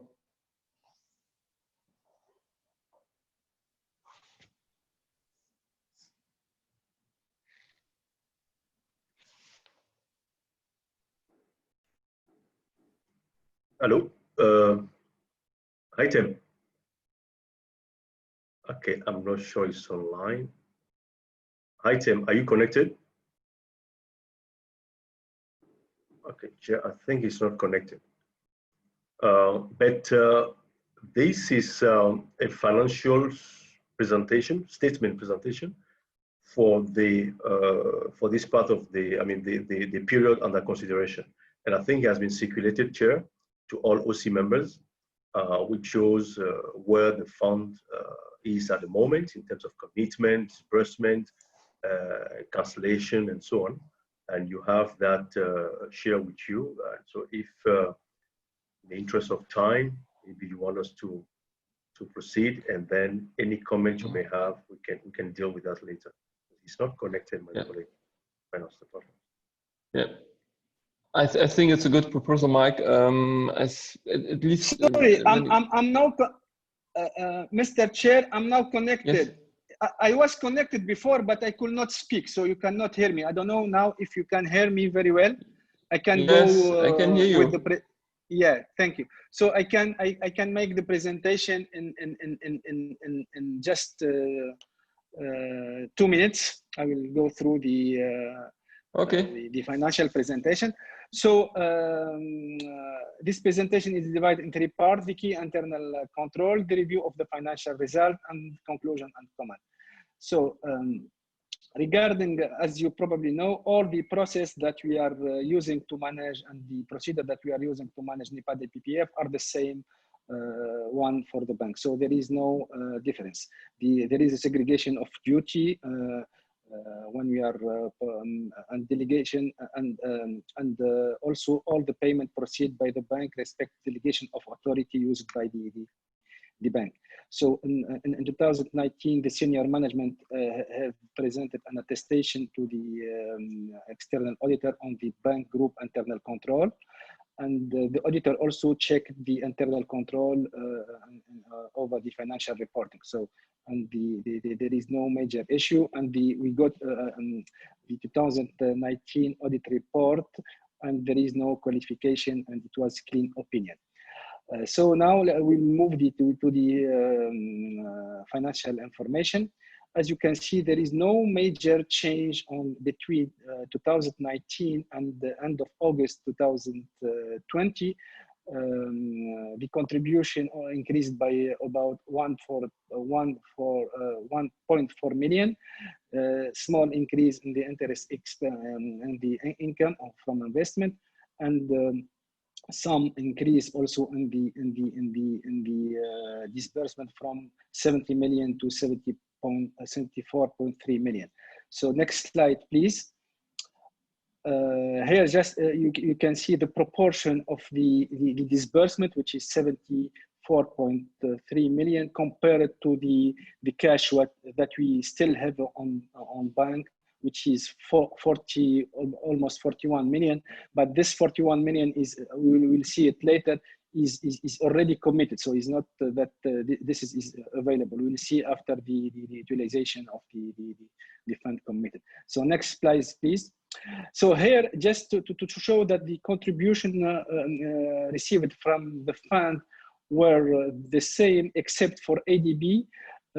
ADB, there was in 2019 net income allocation amounted to 1 million unit of account, which is equivalent of 1.4 million. So this is the only change in the contribution received since 2019. Next slide, please. Here you can see the allocation by donor. As you can see, Germany is the biggest contributor to the fund with 25%, FDB 24%, followed by Canada 21%.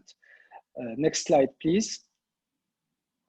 Here, this is what I'm speaking about when I spoke about the commitment. as you can see, the commitment changed slightly for 98 million to 99 million, 99.5 million compared to 2019.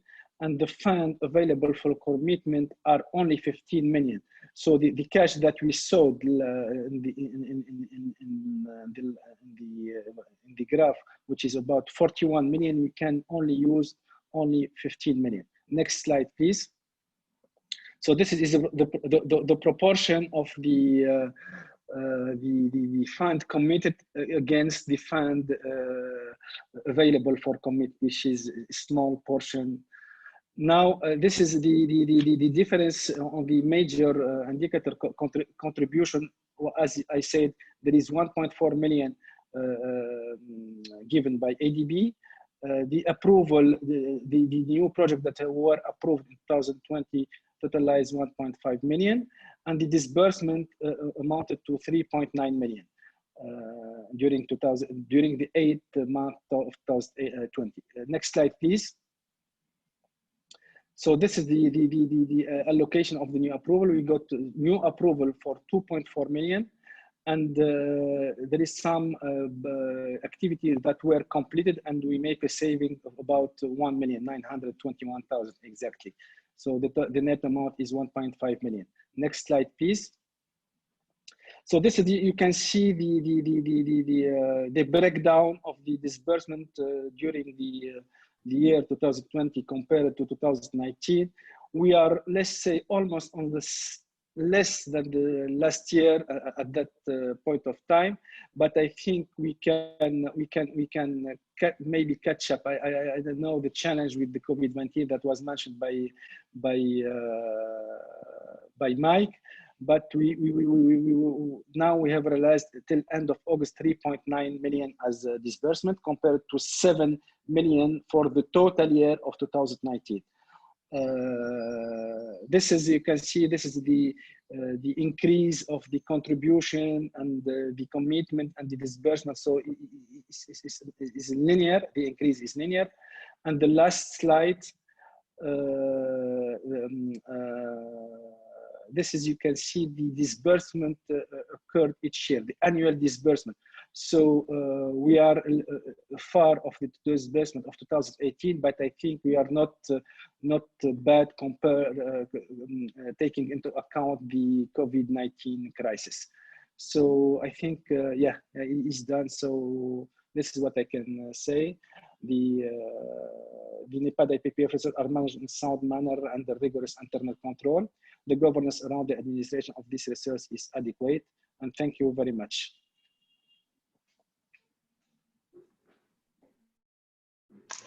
Yeah, thank you, Ben, for this presentation. I think I think most of the figures are really self-explaining, and I think in this respect, I would say yes, it looks okay. There's no surprises to me in these figures. So I don't know, Mike or Kathleen, can you see if somebody raised his hands? Otherwise, I would say we can proceed. No hands raised at the moment, OC Chair. So okay. Unless someone wants to take the floor. Then let's go further to the now to session 3. Is that right? Yes, I think, Chair, if you allow me, we can start with the ECRE project with Monica. Yeah, please. Yes, please.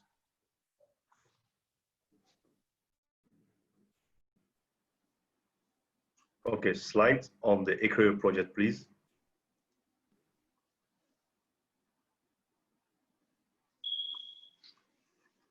No, ECRE, yeah, keep going. Keep going. Yes. Okay, Monica, you have the floor, please. Okay, thank you very much. First, can you confirm that you can hear me well? Am I audible? Perfect. Yes. All right.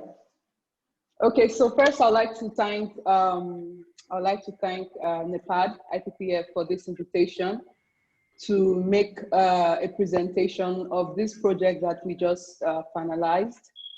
And as you hear from my presentation of the slides, this project is unique in the sense that it is really different from the infrastructure-led initiatives that NEPAD IPPF has been running.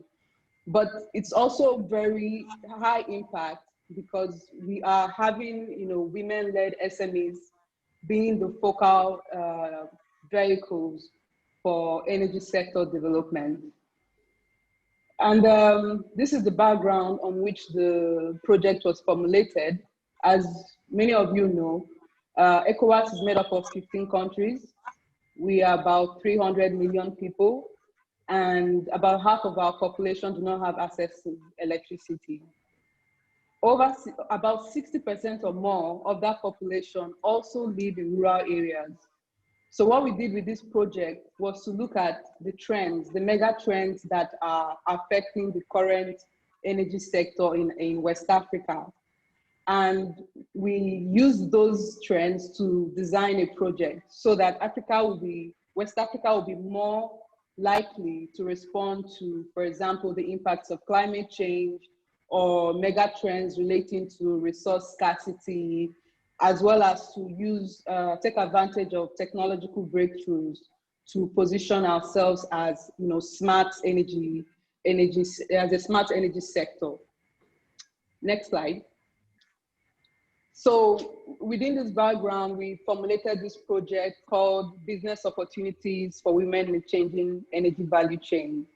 And the key objective was to develop financing plans, like Mike mentioned earlier, to develop financing plans that will enable West Africa, taking advantage of the enterprising nature of our women, to address our energy challenge and to supply energy products and services to the half of the population that don't have access to electricity and other forms of modern energy services.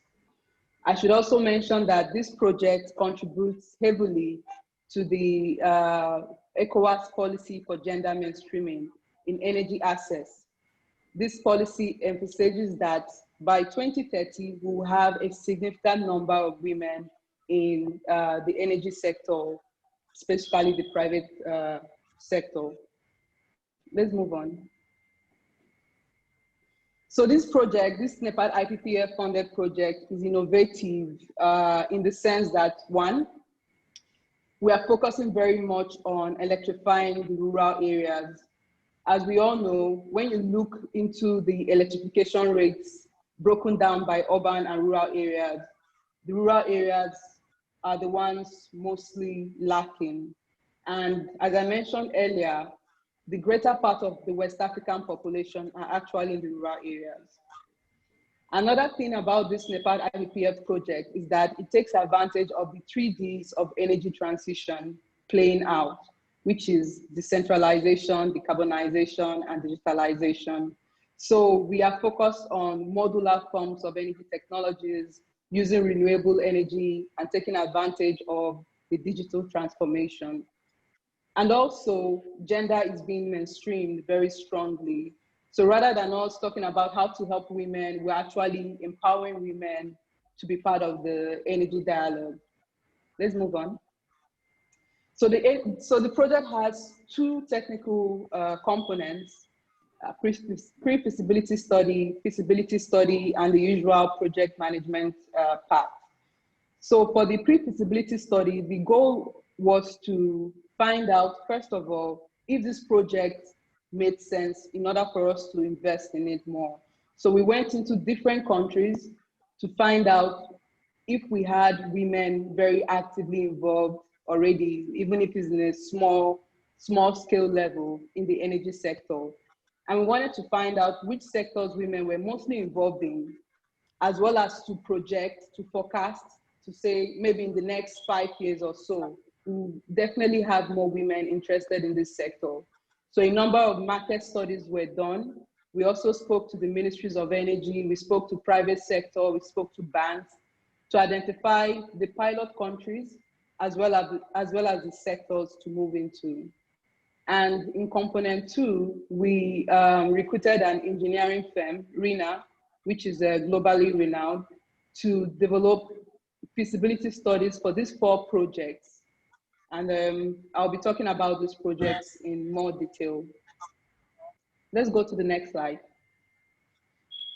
So these are the deliverables in component 1.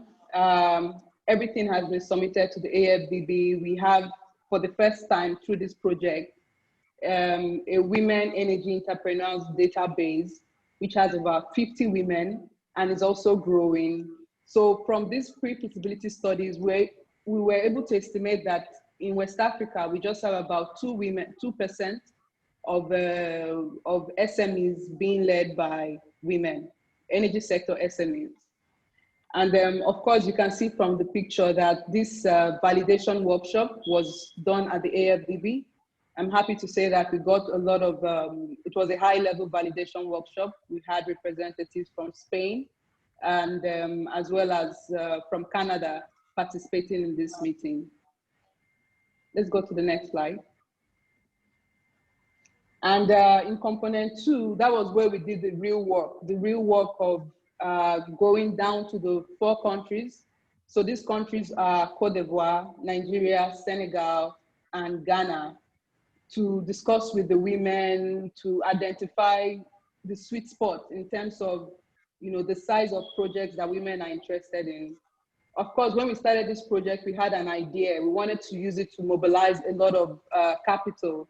But when we started speaking to the women, we were able to find out the size women were comfortable to promote as being project sponsors. So these were all the deliverables, and of course, NEPAD IPPF has access to all this. I should also mention that we have a video that is also with NEPAD to show, you know, the results and the eventual impact that this project will have in the future. Next slide. So the project was very, in terms of developing it, in terms of running it, we had a very high level of participation at the pre-feasibility study, the feasibility study, and throughout the process, we had media engagement as well. So I mentioned earlier, we had the ministries of energy in these 4 countries actively involved. We had financial role shows. We'll be talking about them later. And also we had, you know, regional meetings where these women had the chance to speak about their project and about the future they hoped this project will help them achieve. Next slide. So this will go now briefly into the four projects, but I should also mention that unlike the usual story of looking for grants to support women, we wanted projects that demonstrated that SMEs in Africa, in West Africa and specifically, could develop and attract private sector financing based on, you know, a market pricing approach from local financial institutions.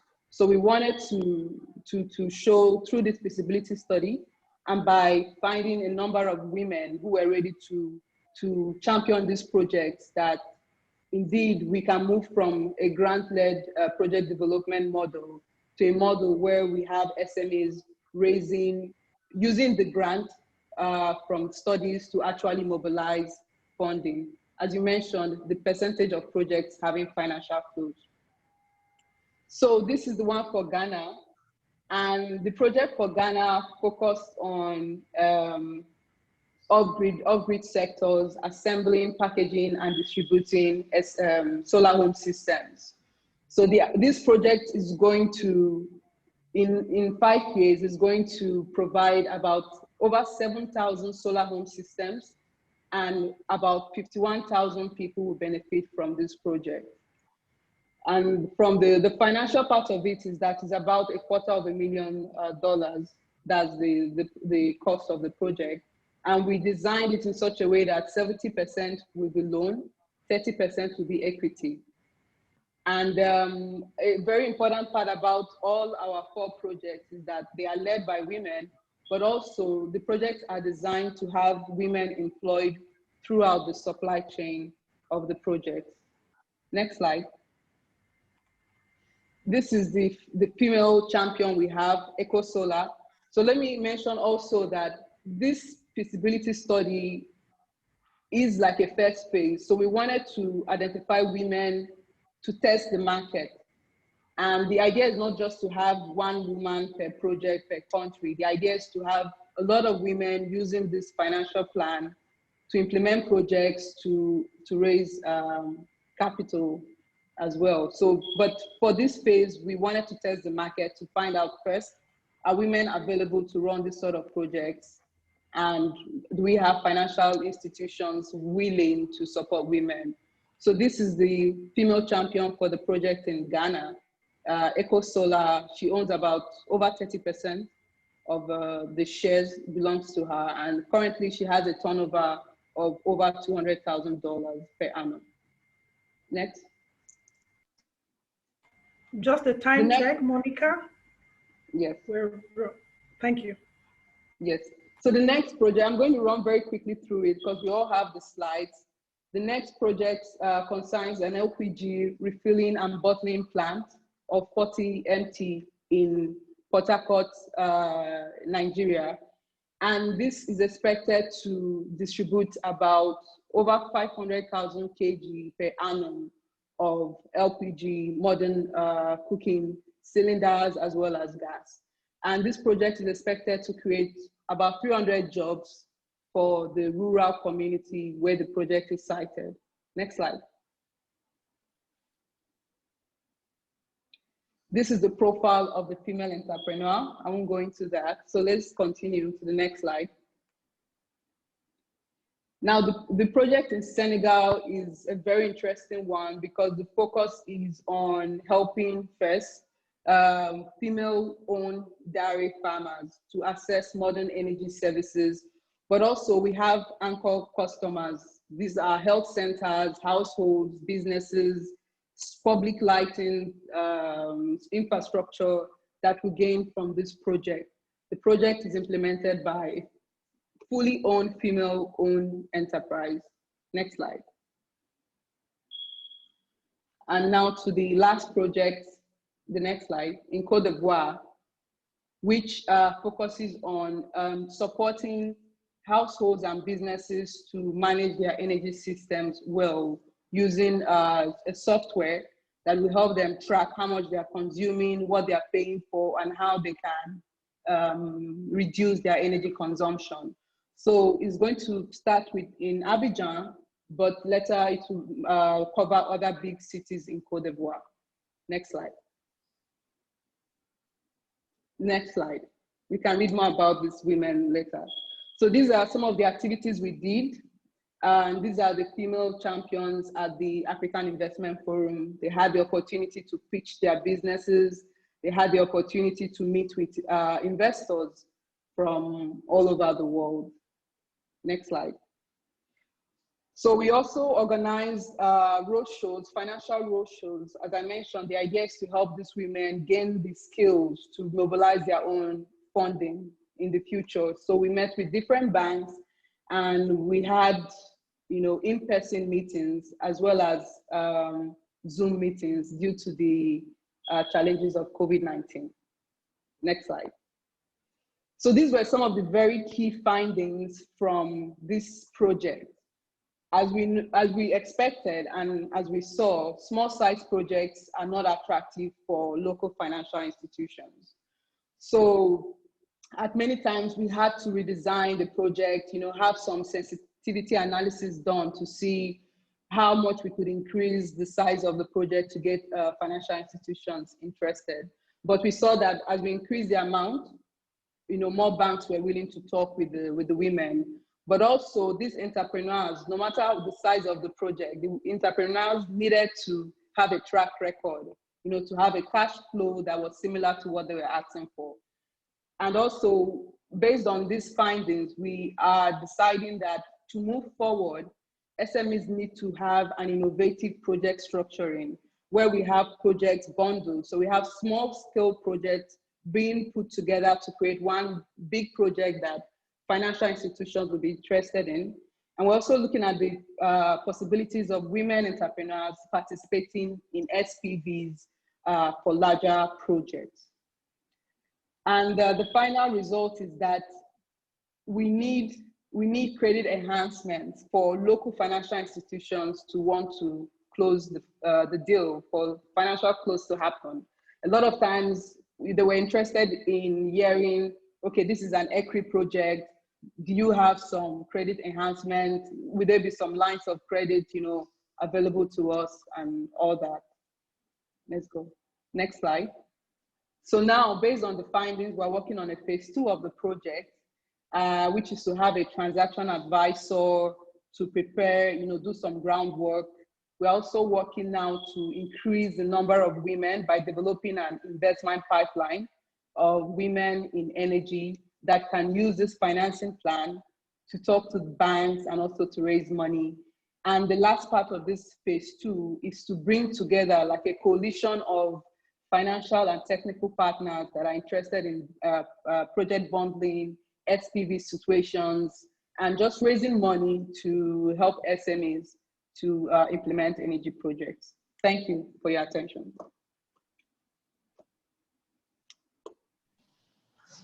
Yeah, thank you, Monica. I think that was really, really interesting and something quite different than to the usual big infrastructure investments and presentations about it. So thanks a lot. I think it was, really interesting approach, and I think it covers so many countries. And as I see, I think you're facing always the same challenge. I think it's always a small SMEs facing is like, yeah, getting the credit enhancement because you're too small for the classical banks, and yeah, on the other side, you need more than you can get, I think, just from your neighbor. So that's always a big challenge, and yeah, I hope and wish that it's floating your project and increasing and growing. Maybe just a question back to Kathleen and Mike. Shall we maybe proceed with the next topic, or shall we can skip maybe one of this the other project? Yes. Time. Yes, Chair. I think we should proceed to the next session. Since you have to leave. There was a suggestion also that we can do the statement part, and then we'll continue with the presentation after that. And then yes. I think that's the best way. So then I can already leave and maybe you can proceed, because I think the presentation will be interesting, I think. Yes, and then the suggestion is once you are leaving, maybe you can pass on to your co-chair, to Spain to act on your behalf once after departure. Yeah, it's a for pretty the rest good of idea. the meeting. Yeah. Yes. Okay. Then I think session 4, it's about first about OC statements or OC member statements. I don't know who would like to start. I don't know because now with the virtual conference, probably sometimes hard to get a feeling, who's prepared or who would like to start with that one. Yeah. So here's written, I think, with you, it's like the African Union Commission is mentioned first. Maybe Mr. Check-Better, you have something you would like to state? Chair, let me announce that Mr. Beda just sent me a message. He has to run to meet with the AUC president on some urgent assignment. So, but he has a representative over there to make the presentation later. But in terms of statement, he will. Then maybe AUDA in Nepal, or yes, that's there. Okay. Thank you very much, Chair. And I think on behalf of AUD and NEPAD, just to thank the Chair, I think, for the meeting today, and also just to thank the colleagues at NEPAD IPPF for the various updates. I think just to reiterate that as AUD and NEPAD, we remain committed to the functioning of the NEPAD IPPF, as well as the synergies and complementarities between our various instruments, as well as the collaboration between our various teams. So again, to thank you, Chair, for your chairing of the meeting, And I believe that the meeting will still continue with the other presentations. Thank you very much. Yes, and then is there AFDB would be the next on my list. Okay, Chair, thank you. I mean, I would liked to maybe come after Okay. the donor said something, but I can proceed. I mean, on the side of the FDB, we've been working on improving the efficiency and effectiveness of NEPAD IPPF. We've been very busy crafting a sustainable and coherent framework for infrastructure project development in general, but regional infrastructure development in particular, and all that, built around NEPAD IPPF. We've been working basically on, 5 key pillars. One is the improving or reinventing NEPAD IPPF, particularly for this reimbursable window. We've been also working on developing a public-private partnership framework that would include transaction advisory that is going to be providing synergies with NEPAD IPPF. The third pillar we've been working on is really enhancing the synergies between NEPAD IPPF and the broader infrastructure ecosystem in the bank. By repositioning NEPAD IPPF within the infrastructure department, I think has been very critical and instrumental in improving the efficiency and effectiveness of NEPAD IPPF, because it used to be outside, the infrastructure department a few years ago. But by having it, integrated within the infrastructure department, I think has generated synergies and collaboration with the other colleagues who have direct access to NEPAD IPPF and can challenge NEPAD IPPF in ways they could not do before. The fourth area is the continued financial support as well as administrative support from the bank. The financial presentation that was shown earlier clearly demonstrate the commitment of the bank to continue to financially support NEPAD IPPF.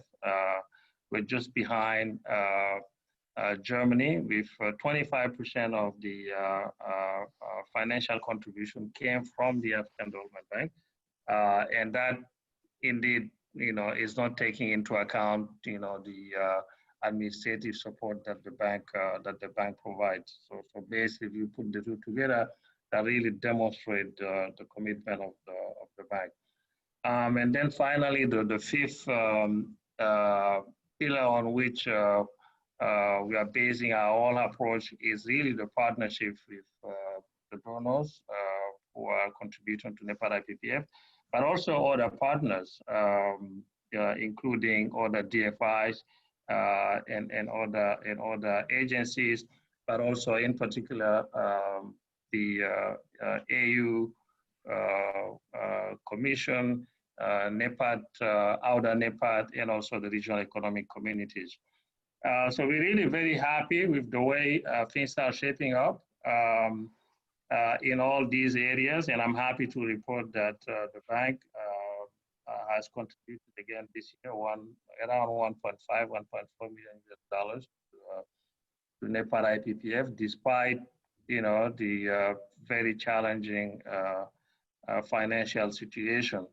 So I would like to just maybe conclude by thanking the donors for their continued support, but I really like to appeal on the donors to do more, because as we saw from the financial presentation, NEPAD IPPS only has about $15 million US remaining in terms of commitment capacity, which suggests that we may run out of money within about a year if we do all the projects that we said we are going to do. So that's really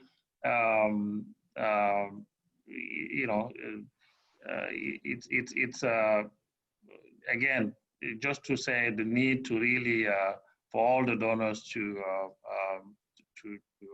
come forward and contribute and continue their contribution to the fund. With that, I'll just thank the colleagues for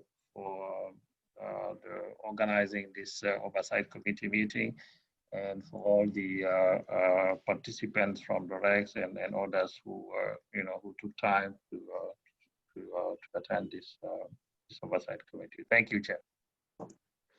Yes, thank you, Amadou. And I don't know really if it's an agenda. Mike, is it okay if I take some final words from my side or something? Yes, I think maybe Spain want to say something quickly, or yes, please. Yeah, sure. Okay. I will summarize our statement. So, dear colleague, let me express my sincere appreciation for the 15th anniversary of NEPAD IPPF. So the challenge of covering financial gaps in the Africa region is huge, and NEPAD has played an important role, helping to mitigate the risks associated with public-private partnerships in the infrastructure sector. It reflects NEPAD's capacity of adaptation and reaction over the last 15 years, but the challenge is now bigger than ever. We live in unprecedented times. The COVID-19 pandemic has changed our life, causing enormous pain, disastrous health and social consequences, and a tremendous economic impact that is yet hard to predict.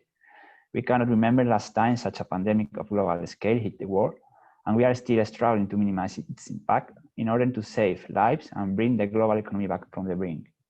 So the Africa region has been hardly hit by the pandemic, not only in terms of significant human costs due to the health and social implications, but especially in economic ones, both the supply and demand side of the economy. Consumption, business, and investment have experienced an historical contraction leading to enormous economic losses for developing countries. More than ever, multilateral funding institutions must be facing this investment gap. Spain is one of the European countries most affected by the pandemic, both in health and economy. In the short term, we will face fiscal constraints that will be reflected in doing more with the same or even less resources in our own country. That's why we would like to translate this message that more than ever, every resource should be used wisely. Nevertheless, Spain is committed to keep supporting the NEPAD IPPF.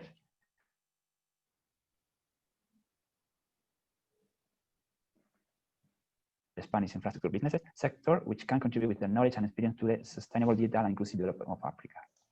This region has become a priority for Spain, where the IPPF play a significant role in the regional infrastructure development as the unique dedicated regional preparation fund in Africa.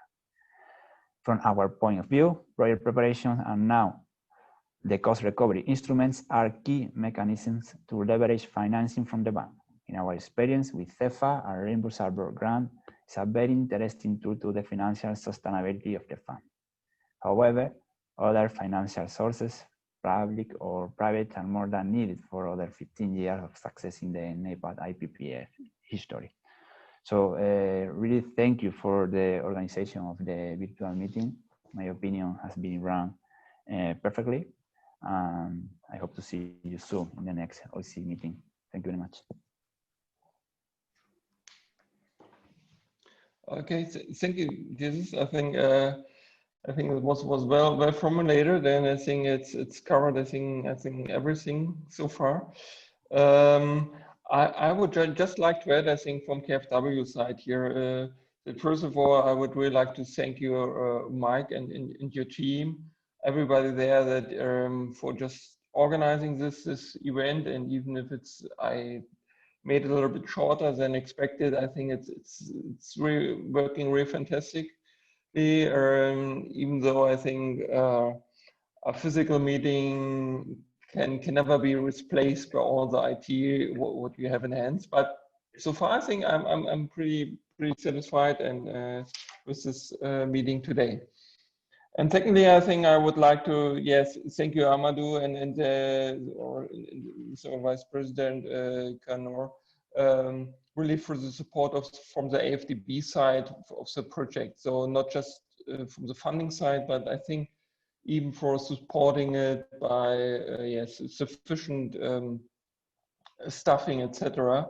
So I think here we have a good example that we see that's a good ownership of a project, shows that we have finally a good established and project. And so the NAPAD IPPF, I think, can exist the next 15 years. That's no problem. I think from the operational side, I have no worries. The only worry I have from the financing side, that's right. So I tried my best, and I still convinced that at least by end of this year, Germany can contribute some further funds. But even if we can contribute something that could be just sufficient maybe for further year or further 2 years. But at the end of the day, of course, we need yeah, the engagement of all existing and future donors. And it's a pity that African Union is not now anymore there, but maybe please you can furnish this message to check better that I hope that the African Union can use its leverage when discussing with all the donors and international DFIs yeah, to contribute more to this, I think, well-established instrument. So by that, I think I'm really looking forward to the next meeting, I think from my side, and to see you all physically again. Thank you. Yes. Okay. Thank you very much, Chair. Thank you to all the OC members for their statement. We took very good notes and appreciate your continued support and dedication to make this fund yet another successful engagement for the next 15 years, as you say, Chair. So we take good note of that. And we noted that you will be departing in a few seconds from the meeting. So again, thank you again for your able leadership. I think you have been once more, a pleasure working with you to make this OC meeting. And I recall all the exchanges we've been having, late hours and so on. So really want to thank you for your guidance. I think it's been very useful. And your flexibility also, Chair, for all these things. So I think you will, if as a chair, maybe you want to ask Spain to continue leading us through in your absence for the rest of the program. Oh, sorry. Yeah, go ahead, please, Chair. No, I think, thanks, Mark. I think that's right. So I wish you all, I think, further successful meeting. And yes, I would like now to hand over to Jesus as the chair for Spain. Okay, we are on the lead. Thank you. Okay, we have the VP on, yeah, if you want to make an intervention. No, so Michael, before you leave, just want to say thank you very much for the invitation. I've enjoyed, listening in as an observer, to this oversight committee meeting. Gives me a better sense of the governance, the strategic oversight you provide, and also the accountability that you hold Mike, Janet, and the others to. So just before you leave, I just wanted to say thank you. Yes, thank you too, and nice to meeting you, and hopefully next time we can see us face to face. Absolutely, same here. Yeah. Thank you. Thank you.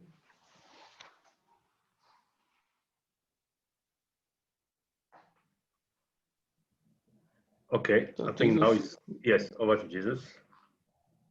Take us through. Yeah, should we continue with the presentation project, I think, or? Yes, with the presentation. Okay, so go ahead. Yeah. Okay, we'll have the next presentation, which is the Lesotho Botswana Water Transfer Project by Mr. Mchira, task manager. Thank you very much, Mike, and greetings to all participants. I'll just share my screen.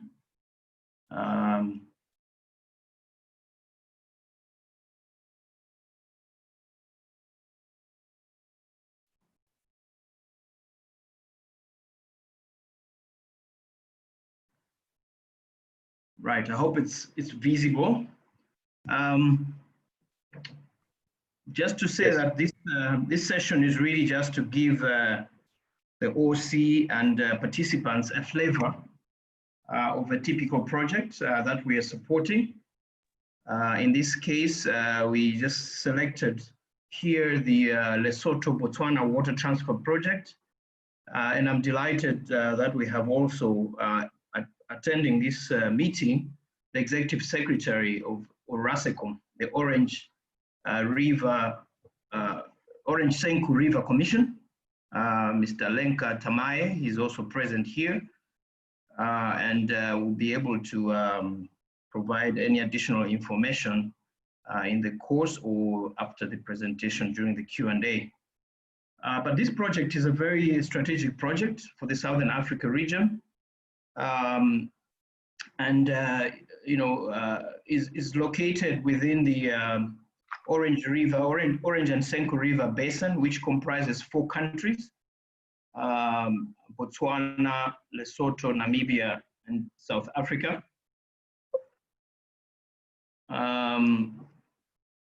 So in my presentation, I'll give you an overview of this project, its background description, the objectives for the phase that we're going to support, the implementation arrangements, financing, and some of the potential challenges, and in particular also what value addition that we hope to provide in execution of this project. So basically, this map shows you the location. We have the river basin located in the southmost part of Africa there. And like I said, is really comprising 4 member countries. You will see on your right side there, the map shows the actual size of the river basin, which really encompasses a large part of South Africa, Lesotho entirely, and Botswana and Namibia. So basically, that's where the Orange Senku River Basin is located. All the slides, the pictures that you see there are actually taken from within the basin. So as you can see, it's actually a very scenic location with plenty of water resources. So just as a quick background, the development of the basin, I think commenced way back in 2011, where member countries agreed through an MOU to do a desktop study to look at how to develop the basin, the shared water resources there, and agreed to undertake a study which in 2016, African Water Facility hosted by the bank and also the NEPAD IPPF provided some resources to support the first phase of development of this called the Climate Resilient Water Resources Investment and Development Plan. So in 2016, NEPAD IPPF provided the first grant of 1.3 million, which was co-financed with other partners to undertake a pre-feasibility of the whole project within the water basin, but also look at feasibility studies for a dam that could be built on one of the rivers. In this case, it's the Machaleng River, which was selected, but also to undertake a pre-feasibility on the potential for a water transfer project. And so part of these studies are ongoing, nearing completion, the early first phase. And then as part of that first phase, they identified a priority infrastructure development project for development, which is the water transfer scheme that is now subject of our additional support for a detailed feasibility study. So the project itself will involve a transboundary water transfer scheme where the dam will be located in the lowlands in Lesotho. And the idea is to be able to transfer water from there over a 713-kilometer distance, potentially, through most of South Africa, and then ending up in Botswana. The idea is to be able to provide water along the way to some farmlands and users in South Africa, but also ultimately in Botswana, which has had severe cases of drought over the past few years. So the project involves coordination between the three countries, with the management execution capacity within the ORASECOM, the River Basin Commission, which has been charged with this responsibility. So the objectives and the expected results are that we hope to be able to address water security and water needs of the member countries in the short, medium, and long term, but also we hope that this project will be able to contribute to climate resilience for the basin member countries by providing reliable water and hopefully low carbon power generation because of the hydropower potential that is available on that river, and that could be exploited on the dam that will be built. So the benefits, we expect that this will lead to increased economic development for the member countries. It's clear from our appraisal that like in Botswana, some developments related to agricultural production as well as agro-processing of livestock and some mining capacity has been hampered due to lack of water. And the expectation or the hope is that this water that will come from Lesotho through this project will be able to facilitate the developments, economic developments that are planned in Botswana. And also, like I mentioned earlier, part of this water we expect will be shared along the way in South Africa to provide water for farming communities along the waterway. This picture here just shows you the name of the river on which the dam is to be built that has been decided upon. It's the Makgaleng River, that's in Lesotho lowlands, as they call it. The scope of the grants, the new grant that has been approved, $1.5 million from NEPAD IPPF, is supposed to support these elements shown here, a full feasibility study, so the technical, economic, financial studies for the water conveyor system, so likely to be a pipeline and maybe some tunneling along the way. So we also hope to support a complete environmental and social impact assessment and the preparation of a resettlement action plan, some detailed engineering studies for the conveyor system, the pipeline, as well as also assess financing options. And here we see a potential for structuring this project as a public-private partnership. But again, this has to be assessed fully, a viability of that undertaken, and also adoption of any recommendations thereof by the member countries in terms of the business structure of the operations of this project once finalized. So just some technical information. So there will be a multi-purpose dam that will be built. That is the technical option selected. And then the construction of a water transfer, which will estimated to transfer about 150 million cubic meters of water per annum. The legal and regulatory environment, the institutional structure for operation of the project is yet to be finalized, but I think ORASECOM have received support from the British-funded CREDIF, Climate Resilient Development Facility, I think, to develop an institutional structure for the project. But it's likely that it will involve harmonizing of the legal frameworks of the three countries. The implementation model and business strategy, and also the potential for private sector involvement, again, will be developed in the coming months and submitted to the countries for adoption. And then the environmental and social impact assessments will also be undertaken under this phase. So the financing arrangements, as you can see, the project has several components. But this table here shows you the various sources of financing. We're looking at a total holistic cost of around €6 million for all the elements. And the NEPAD IPPF first grant in 2016 was 1.3 million. The one recently approved last month is 1.5 million. So it brings a total of 2.8 million support that the NEPAD IPPF is providing. Supporting specific components related to pre-feasibility study, of the water transfer, as well as detailed feasibility studies of the water transfer itself, including environmental and social impact assessments. So this just gives you a picture of the arrangements that are in place to support development of the project. Implementation. For this water transfer, 3 countries, Lesotho, South Africa, and Botswana, who have the ultimate, approval authority and ownership.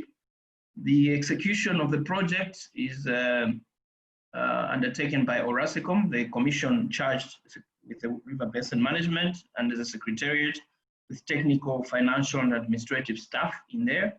And then they're the ones coordinating the recruitment of consultants and securing all the necessary approvals for the technical and financial solutions being provided there.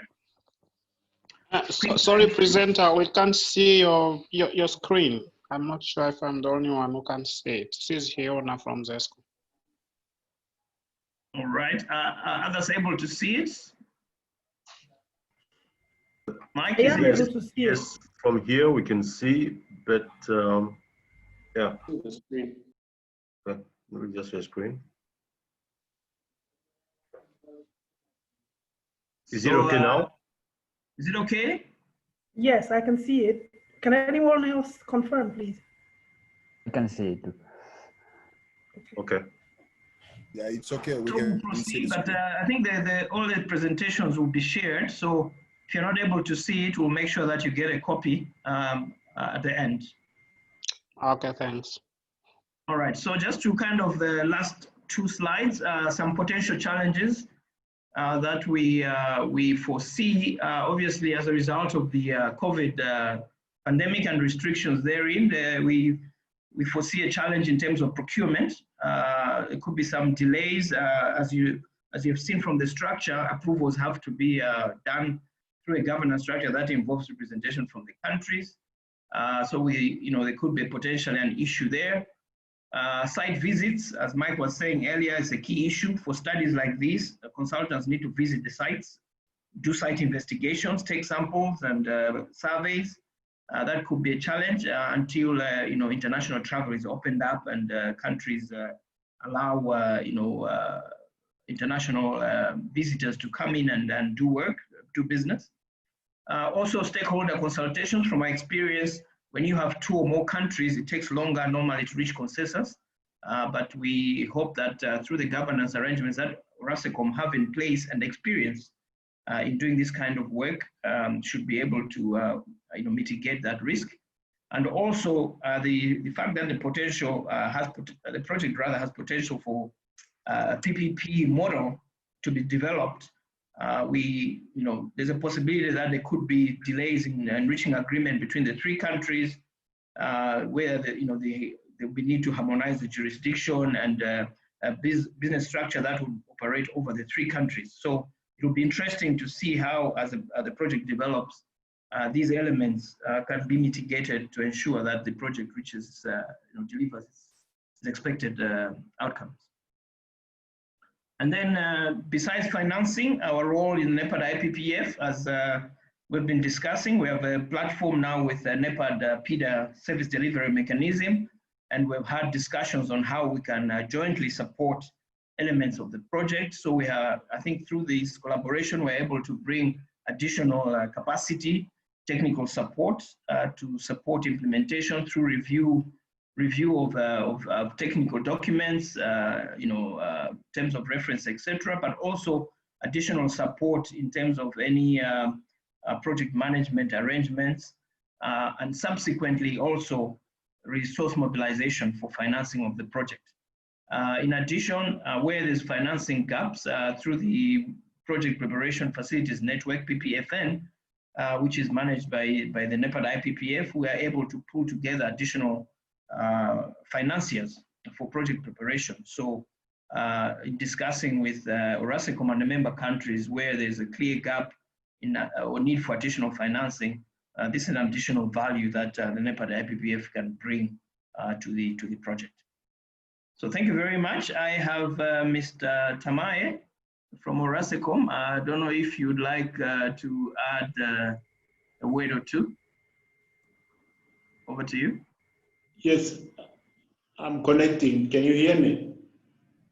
Yes, we can hear you. Please go ahead, sir. Yes, please. Thank you. No, I don't think there's anything to add except to recognize the very substantial contribution that the member states have contributed. And this principally was received after the last OC meeting, which was in February. So we are very grateful to update the OC that the commitments that were promised in December by our ministers at one of their meetings have come through. And as of September, the amounts which are quoted in one of the tables there are already disbursed to the Secretariat. It's a matter of utilizing it or on the appropriate sections of the project. Thank you for now. Thank you very much, Mr. Tamai. So that concludes the presentation. I think, Kathleen, are we going to go through the other presentations before a Q&A? Or we do singular Q&As? Over to you for guidance on that. I think we can take quick feedback on this one as we have some time allocated, and then we can move to the next presentation. Very well. So it's open, I guess, coordinated by the chair of the OC, how we take the Q&A session. If anyone has a question, can raise his hand. If not. Yeah, for the moment. Okay, for the moment, we see no hands raised. There's no question in the chat room either. It must have been very clear then, Chair. Yeah, it was very clear. We are available for any further, clarification, even beyond this meeting. Sure. Thank you.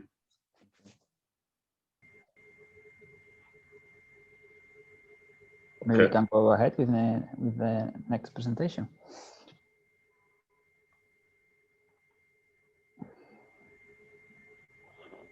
We can have updates on the Continental Infrastructure Initiative. No, we have the energy projects. The one presentation before that. That's Okay. Epiphany, you can go ahead, please. Yes.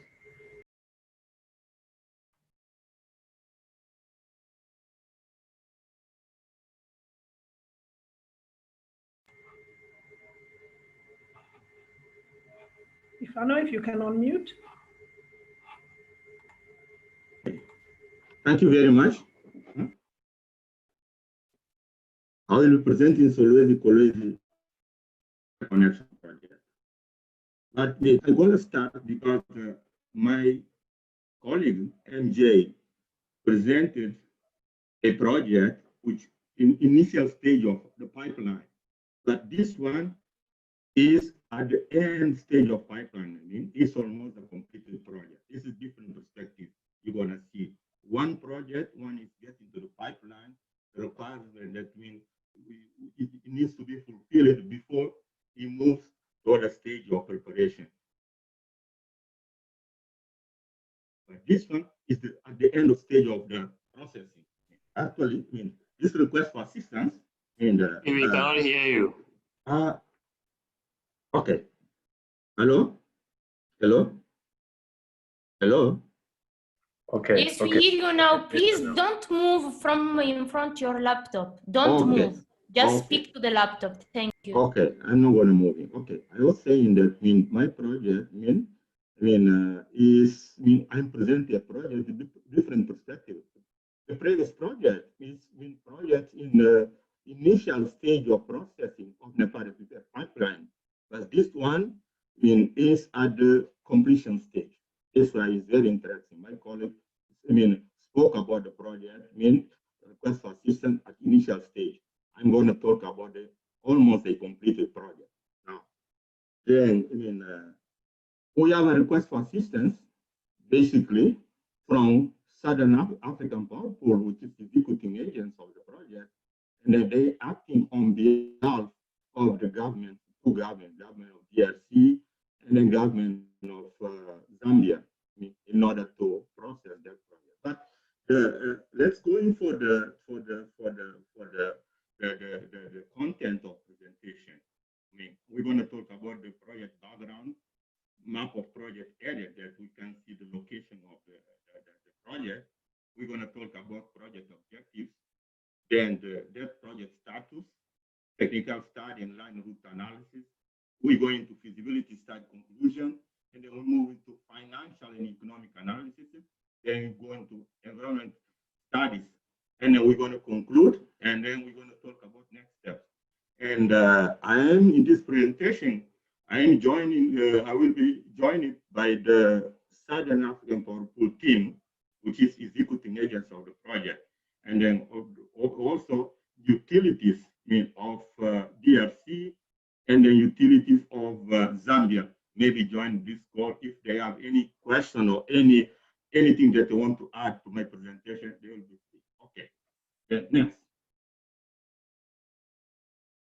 Now, it's just to tell you that basically now this background shows the soundness of processes of NEPAD PPF that leads to selection of projects, including our pipeline. That's very important. Otherwise, basically, when you say that we have too many projects that reach financial close, then even probably what we have done very well is to rigorously select the project that we're going to include our pipeline for processing. Okay. This project, we're going to talk about how we get to get this project in our pipeline and then to process it to reach this stage of completion. Now, we start with the government of the Democratic Republic of Congo and Zambia. I mean, initially they signed it, memorandum of agreement, to show that they have intention in moving this project for implementation. Then there is a new layer, which is inter-utility memorandum of understanding was signed between the two utilities, SNEL on the side of DRC and the ZESCO on the side of Zambia. Then they moved to MOU that was signing for joint development of interconnector. Then only after that we get the utilities submitting their request for assistance for SAP to be executing agents to act on their behalf to coordinate and mobilizing the funding for the execution of the study. From there, SAP approached to NEPAD PPF, which means when SAP get all this agreement, only after that they approach NEPAD PPF to look for funding for the execution of the study. And then the amount of funding is $1.98 million. Now, after that, basically, they move to sign, to ask the two utilities to give their own contribution for the project. And then the amount of contribution is almost $58,000 for each of the utilities. Then after that, there is a process that letter of grant agreement was signed between executing agents, which is Southern African Power Pool, and then NEPAD PPF for the authorization of funding for the project. Only after that, after the funding was assured by NEPAD PPF, the utilities, the Southern African Power Pool executive agents start launching procurement process for the recruitment of consultants for the study. In that recruitment of consultants for the study, the bank or NEPAD PPF all along is supervising through different no objections that we guarantee to make sure that the process of procurement is clean, is transparent, and it's leading to selection of the best qualified company to execution of the study. In this case, the two companies that will award the contract for the study, one is the USP of Great Britain. The second is Oiri of Switzerland. That's the two companies that basically were eligible and then best qualified to get that study contract that was signed in 2018. Just to show you that we have a thorough process to make sure that whenever we get we make decision to funding a project, and we have the stakeholders, starting with the countries, having commitment, going to executing agents, and then making sure that the consultant that you selected to carry out the study represent the best companies in the market for the study at that point in time. It's just this perspective that I want to bring, what NEPAD PPF means, because we're talking about the outcome, what we get, what the results. But all these results came from the thoroughness of the process, soundness, transparency that will lead us to select our project, including the pipeline. Next. Next. Now, next we go into the project. What is this project? Project is a request for assistance for funding a feasibility study of interconnector that will link or will take electricity from Zambia side of the border to DRC. Specific location, this is a town that called Kolwezi in Zambia side, and then there is another town that called Kolwezi in DRC side. This is shown in red. In red means zone the two locations, Kolwezi and Kolwezi, as you can see. Next. Yes. Now, actually, instead of Mr. Epifano. Hello. Sorry for the interruption, but you're not very audible. Okay. And we'd like you to be more audible. If at all you can turn off your video, okay, that's fine. That's fine. Now minutes for you. Thank you. You hear me? Hello? You hear me now? Hello?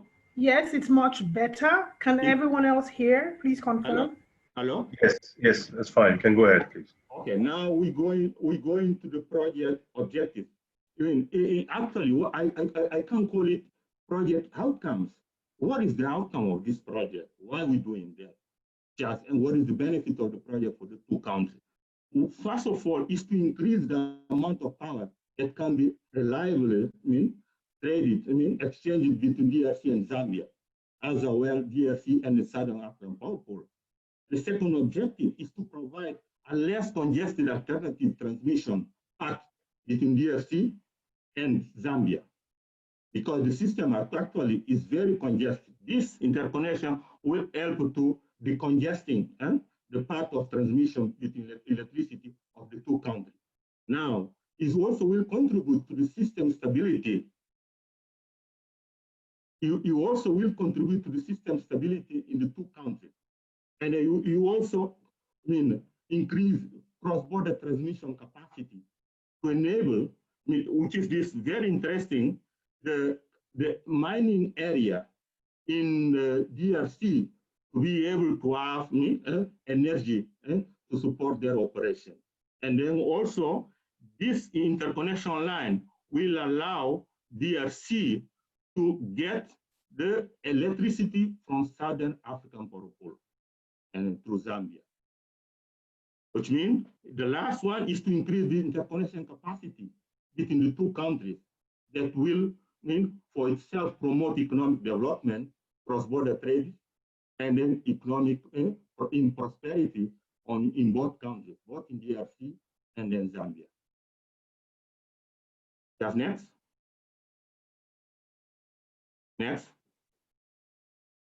Next. Okay. Now, going to the study objectives, how we get to this. This feasibility study was completed in December 2019.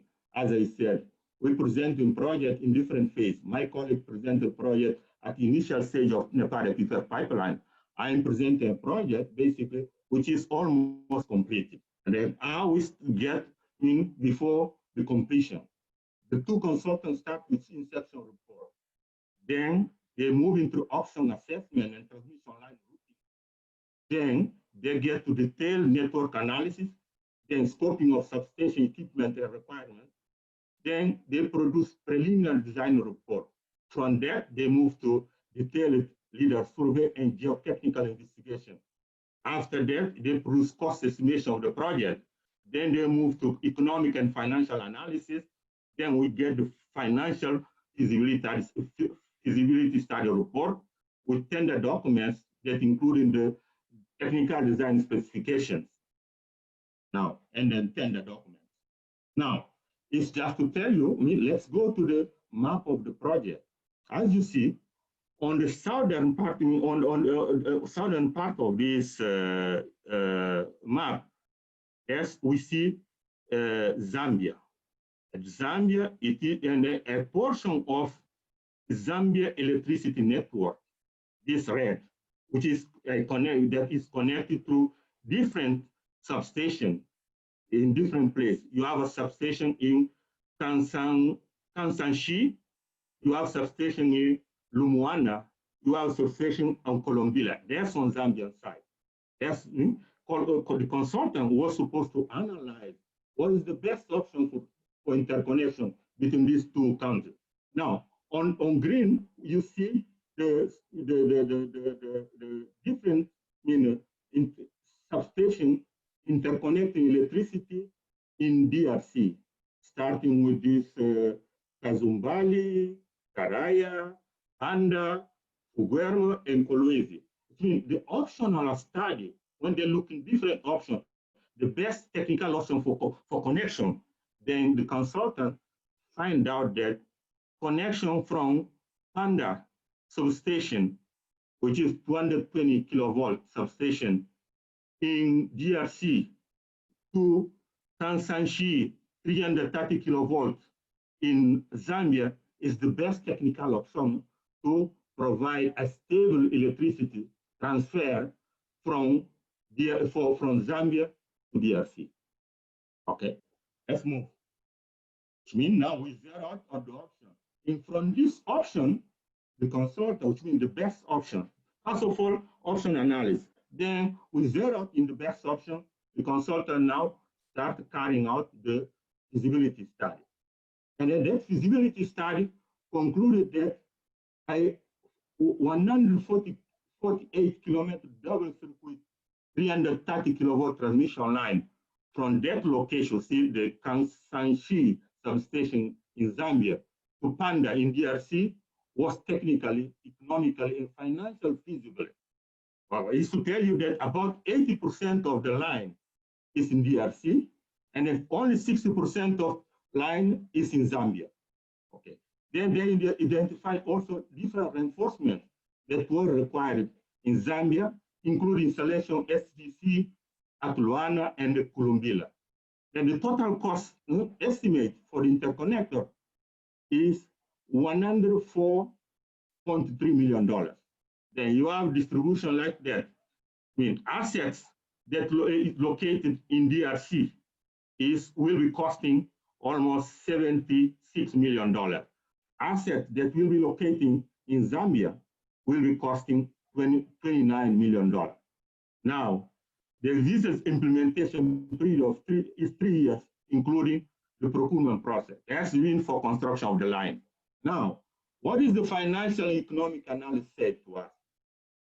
The project is economically robust due to significant increase in power transfer capacity realized by proposed interconnection.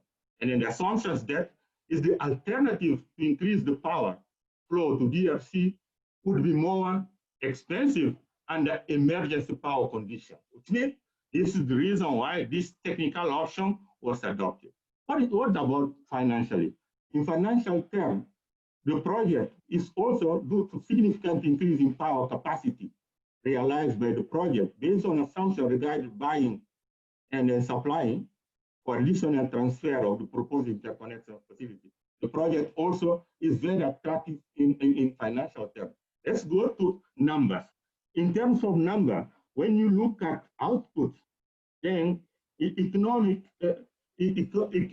analysis gives that economic net present value is 4,842,000. Then you have economic internal rate is almost 198%. But going to financial measurement, okay, financial net present value in this case is 405 million. Then internal rate of return is 30%. Okay, that's interesting because most of the project, when you say what is the benchmark to compare if the project is good or not, what I know from African condition, most of the project that has internal rate of return more than 25 is acceptable for investors that want to invest in big infrastructure.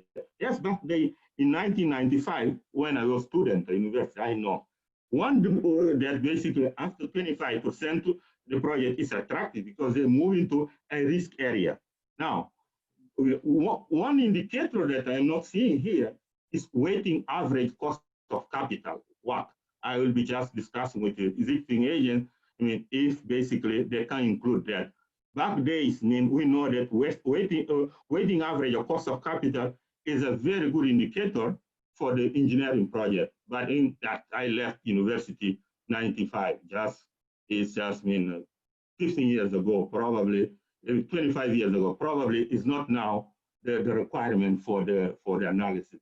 But I know that weighting average cost of capital used to be a very good indicator in the selection of the project. But I will talk to existing agents to know better why there is no inclusion of weighting average cost of capital. Next.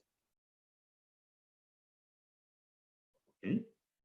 On the environmental studies, they are still in progress because the procurement was delayed. And then we hope to get basically those studies concluded by the end of December. Just next. Next. Now, what is the conclusion? Conclusion is that the interconnector is technically, financial, commercial, environmentally viable because as I explained it, all these technical features end up to just to be conformed to the numbers. We gave that the economic internal rate of return, financial internal rate of return is very good for African situation because 30% basically is the indicator that basically is the benchmark that a lot of companies using to make decision if they want to go to that project or not. Okay. It will result also in a significant increase in both power and energy transfer between Zambia, DRC, and the SADC region. It will improve also security and availability of power supply in DRC. It will increase the availability of competitive on the stock market energy from South, which means a lot of benefits. It will improve stability of interconnection network to the phase shifting transformers that will control the flow of power on the existing and then the interconnector. It will the planned completion of environmental study in Q4, which means at the end of December, we expect to get this environmental social impact assessment completed. I think that at that point in time, we're going to be ready to go for mobilize on funding for implementation of study. Now, in the next slide, I would like to my colleague in the Southern African Protocol to join to talk about this next step, because as far the bank, what we have so far is the request for assistance to process interconnector. We have done that. It's going to be complete in December. Because this project can also link with INGA, and which is a very huge hydropower station, hydropower project, potential project in DRC that can transfer energy to southern part of the continent. Now, the executing agents has intention to look for further funding for the structuring of this project in terms of PPP, in order to get in private sector and then participation in eventual funding when the project proves that it's bankable. I'm going to give the floor to Madame Jean Menzonge. That's the coordinator of Southern African Purple, and then eventually the utility friends, both in DRC, SNEL, and Zambia, if they have any additional things to say about the project. I'm just giving the floor for you. Thanks.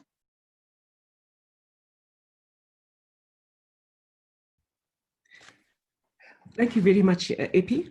Yeah, my name is Jean Madzongwe. I am with the Southern African Power Pool in the projects unit, which is based here in Johannesburg.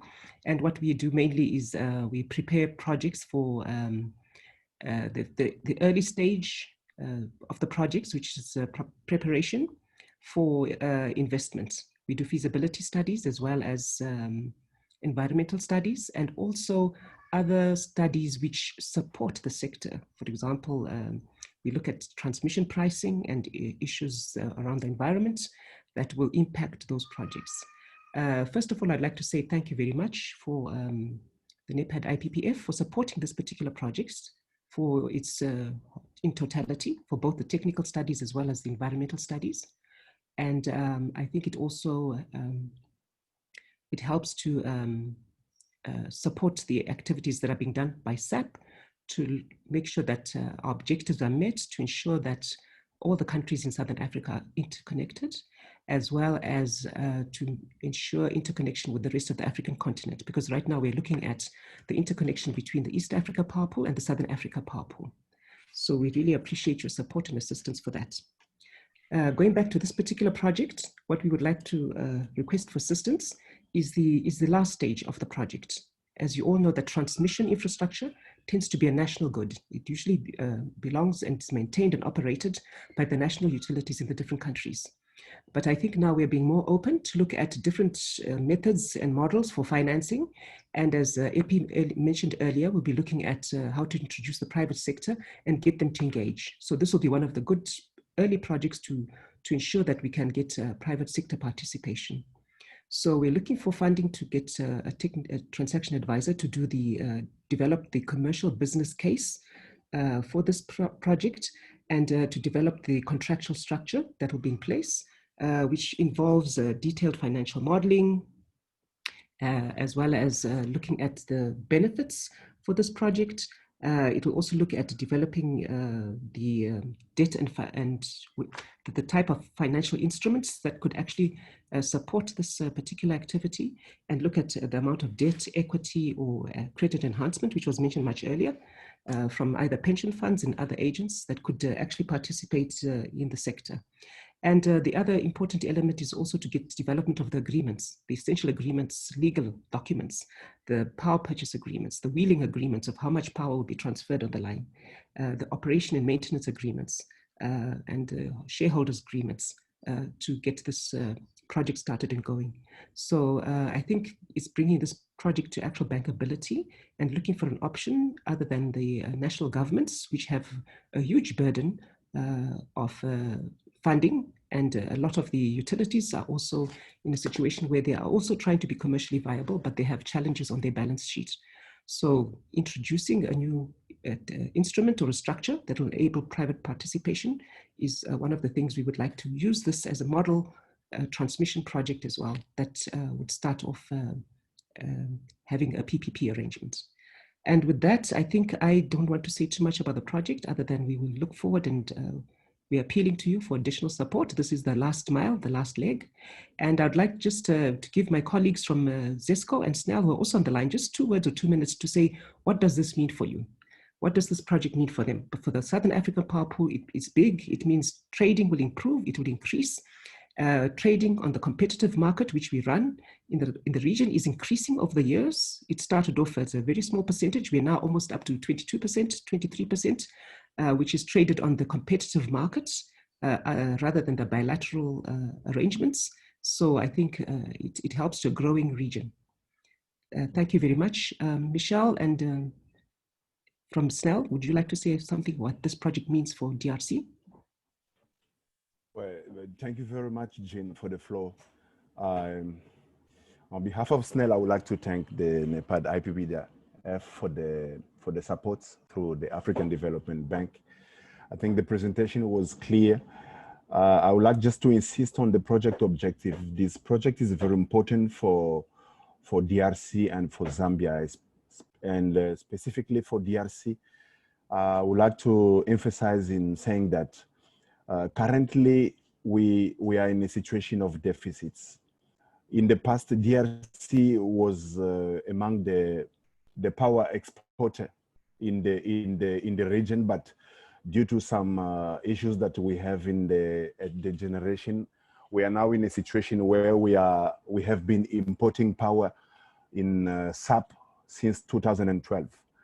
And currently the transfer capacity of the existing interconnector is not enough to allow DRC to import as much as we need, because the current transfer capacity is 190 megawatts. But the power demand in Katanga province, for those who know DRC, Katanga is a province where you have mining activities. We have many mines, and the power demand in Katanga is about 1,100 or 1,200 in between. But currently, we don't import enough because the capacity of the interconnector does not allow us, even though the INGA is currently supplying the Katanga through the HVDC. We are supplying about 500 currently, and we are importing less. So this interconnector will play a key role, as it will help us, in addition to what INGA is supplying and what we are generating locally in Katanga province from some power plants, and what we are getting in SAP, that will help us to import as much as possible from Zambia and other SAP utilities, and help us to really meet that demand, because there is a significant impact currently with that power deficit on our economy and our population as well. That's why this project is very, very important for us. I just wanted to say a word on the project objective, to say this is one of the priority projects for us and for SAP as well as PowerPool. Thank you so much. This is few words I wanted to mention on this, on top of what has been said. Thank you. Thank you. Hilna, would you like to say something, or Sandy? Thank you very much. We would like to prompt on time at this time, so please. I think there's intervention from Zambia. There's someone from Zambia. Zesco. Thank you very much. This is Hilna from Zesco. I was part of the study team. I think Jean has given a very elaborate overview, as further clarified by Michelle. So on that note, I would say they've given sufficient light on the project, and thank you very much.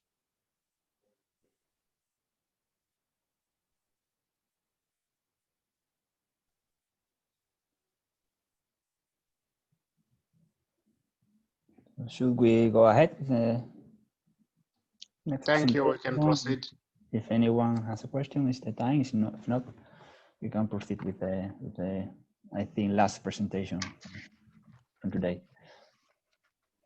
Thank you, OC Chair. We will proceed with the next presentation. We have 5 minutes for that. Please go ahead.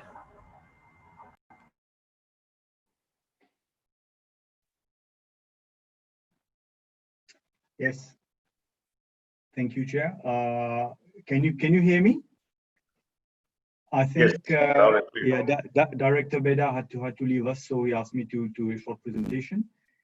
I am Krishna Raman, the PIDA coordinator, so I'll be presenting quickly the the status and the process actually, since we don't have the results yet. So as you know, PIDA, this is the second phase of PIDA PAP2.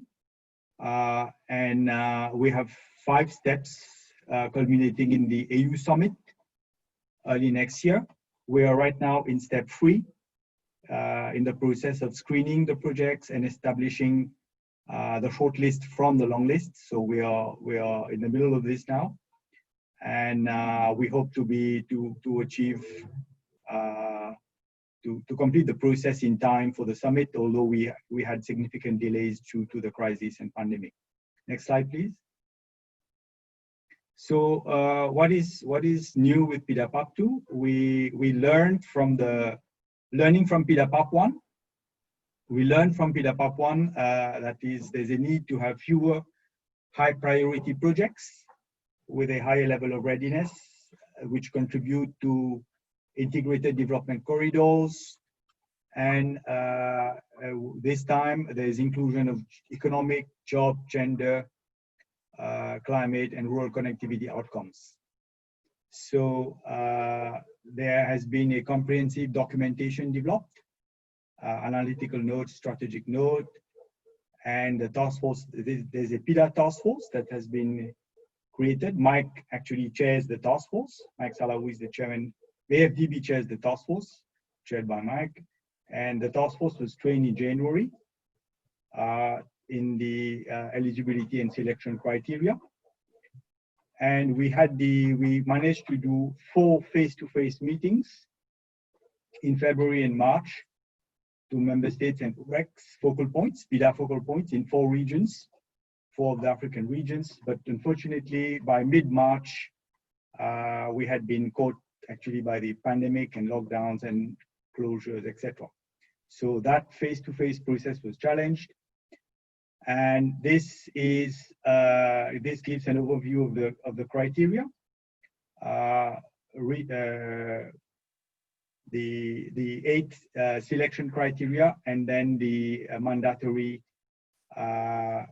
eligibility criteria. So gender, rural connectivity, climate friendliness, corridor planning, job creation, economic impact, and financial attractiveness for private sector, and finally SMART. So a large focus on economic impact and financial attractiveness, and then but also we take on board gender, jobs, climate, and the corridor planning. Next slide. So these provides, you can read these slides later. I mean, they provide the details of what we look for in terms of corridor planning, overlap with existing or planned assets, infrastructure. Gender criteria is focused on procurement, actions on the procurement, on the supply side, procurement of services and contracting services and design services for infrastructure. Economic criteria is linked to the AIDI score, so the AFDB Infrastructure Development Index. So the lower the score, average score of the countries, the higher is the marking. Financial criteria is linked to the sector and subsector. And SMART criteria is very broad. It's not only technological innovation, it can be innovation in the operational approach or financing approach. And finally, we have 3 criteria which are proportional in the pool. So employment, jobs, number of jobs created, which is estimated using the PIDA AUDA job toolkit. Environment criteria, so greenhouse gas emissions, and rural connectivity criteria. What is the percentage of rural population served by the project? Next slide. So as I said, we had to adapt to the pandemic. So we developed actually in March, we fast-tracked the development of a website. So we have a fully digitalized process. The website, the PIDA PAP2 website, was launched on 7th of April. And from that time, we organized 24 webinars with the RECs and member states from April to June. First, we started completing the training, answering questions, bringing clarifications, Then we initiated thematic sessions on water, transboundary water, single electricity market, digitalization, financing of infrastructure, where actually Mike presented NEPAD IPPF. The AFDB team presented the NEPAD IPPF in that webinar. We had an English version, French version. And then we completed with regional sessions where the RECs, all the RECs participated, and it was very helpful to validate the projects. All the projects were submitted by member states, but validated by RECs. So that was the process that ended in July. And then we started the screening. So the task force then held 13 meetings were held, deep analysis of the projects with a sector focus initially. So, and that enabled us to we achieved actually a long list. That was done in July and August. We ended up, next slide. So we had 242 projects submitted from RECs and member states. Out of these, 234 were found eligible as cross-border regional projects. And we are right now applying the 8 selection criteria to establish the shortlist of some 50 to 60 projects on the basis of ranking, as per the criteria, contribution to strategic corridors and integrated development corridor approach. So this is the proposed planning. Obviously, we are in a very, very tight schedule now to meet the deadlines. So our next step would be the shortlist, then PIDA steering committee, the continental validation workshop, where the RECs will have an opportunity to see the selection, the shortlist, the long list, then the STC. And in parallel, we also have the PIDA implementation strategy and PIDA financing strategy, which is being developed by the bank. And then finally, all these documents will be translated in 4 languages and submitted for adoption by the heads of state in early next year. So I think that's all. If you have questions. Thank you. Any question in the floor? It seems there are no questions. So shall we proceed with the closing session with announcements? I don't know if anyone has an announcement to make. Yes, Chair, we have just one presentation. Okay. Yeah, this one now, and then we'll proceed to the closing session. Okay, sorry. Go ahead.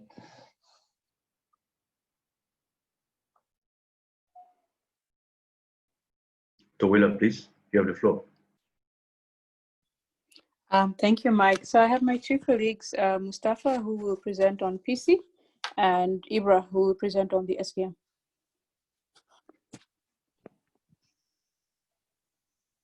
So Mustafa can go ahead. Yeah, thank you, Dr. Toila. I'm going to give just a brief about the Presidential Infrastructure Initiative updates for 2020. Next slide, please.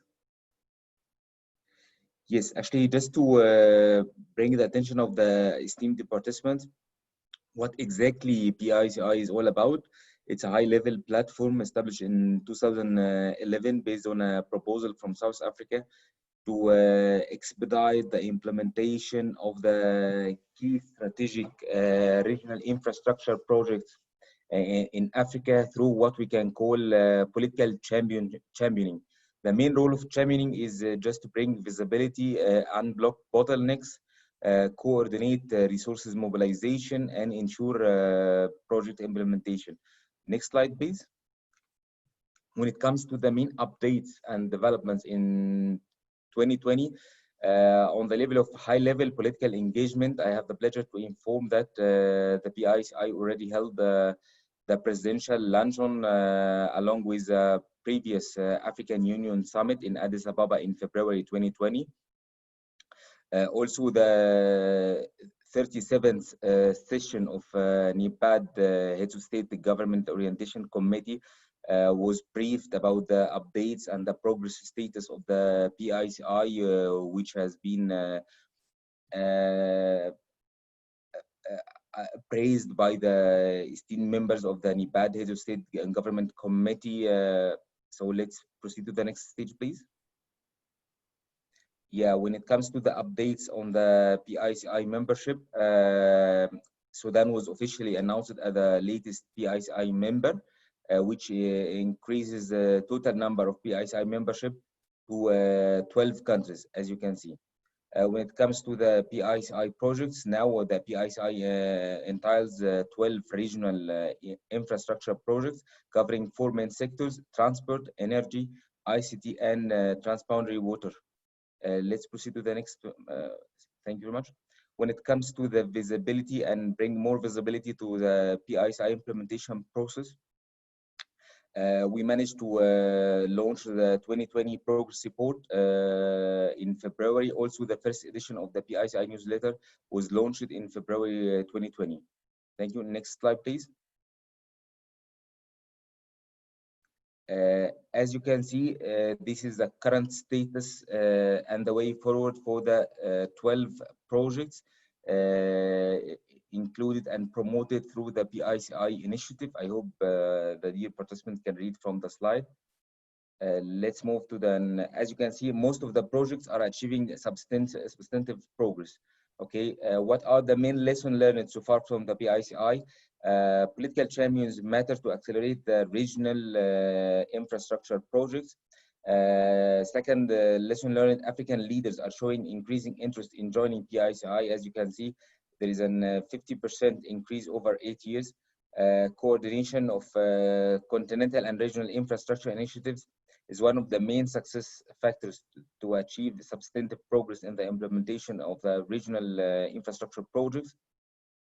The last lesson learned is in order to continue the progress on the PICI, it's important to bring more and more visibility to our activities and progress status. Thank you. Let's move to the next slide, please. Now, what is the way forward? How can we achieve more and more progress on the level of PICI? Those are the main actions proposed from the PICI Secretariat, given the lesson learned from the previous. The first way forward is to mobilize more resources for PICI projects. Second thing, we need to continue working on expanding membership to include more and more African countries so that we can ensure through political championing we can achieve more progress. One more way forward is to accelerate the implementation. As I mentioned before, we need to bring more visibility. Also, it's very important that to mention that the PICI Secretariat is currently doesn't have the adequate financial and human resources to perform its responsibilities and mandate efficiently and sufficiently. The last thing we need to focus on is just to ensure more and more effective participation of the member states. I thank you. Now it's over to my brother Abraham. Thank you so much, Mustafa. Good afternoon, everyone, and it's a real pleasure, a renewed pleasure to be back with the NEPAD IPPF team. My presentation will articulate on the PIDA service delivery mechanism. So this slide shows the SDM in brief. The main objective of SDM when it was established mainly to advance PIDA project to a stage where project preparation facilities like NEPAD IPPF can admit them in their portfolio. In that context, our objective is really to support the establishment of kind of standard of quality excellence for project preparation, for regional project preparation, with a particular focus at the early stage. Next slide, please.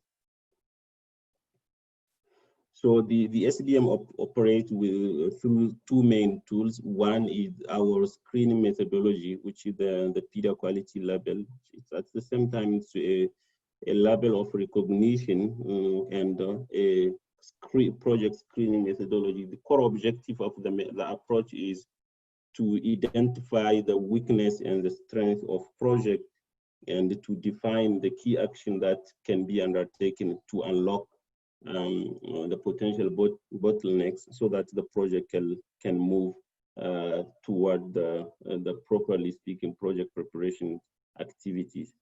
And the second tool, a part of the methodology, is the expertise. Currently, we are operating through an expert service pool. The expert service pool is a contracted firm of around 20 experts, multidisciplinary, in that are tasked or contracted to carry the technical assistance that will be identified through the SDM process. And we have that resources up to July 2021, and it's funded by the German government through KfW and GIZ. And Michael Andres, the chair in the earlier, has mentioned, has referred to that.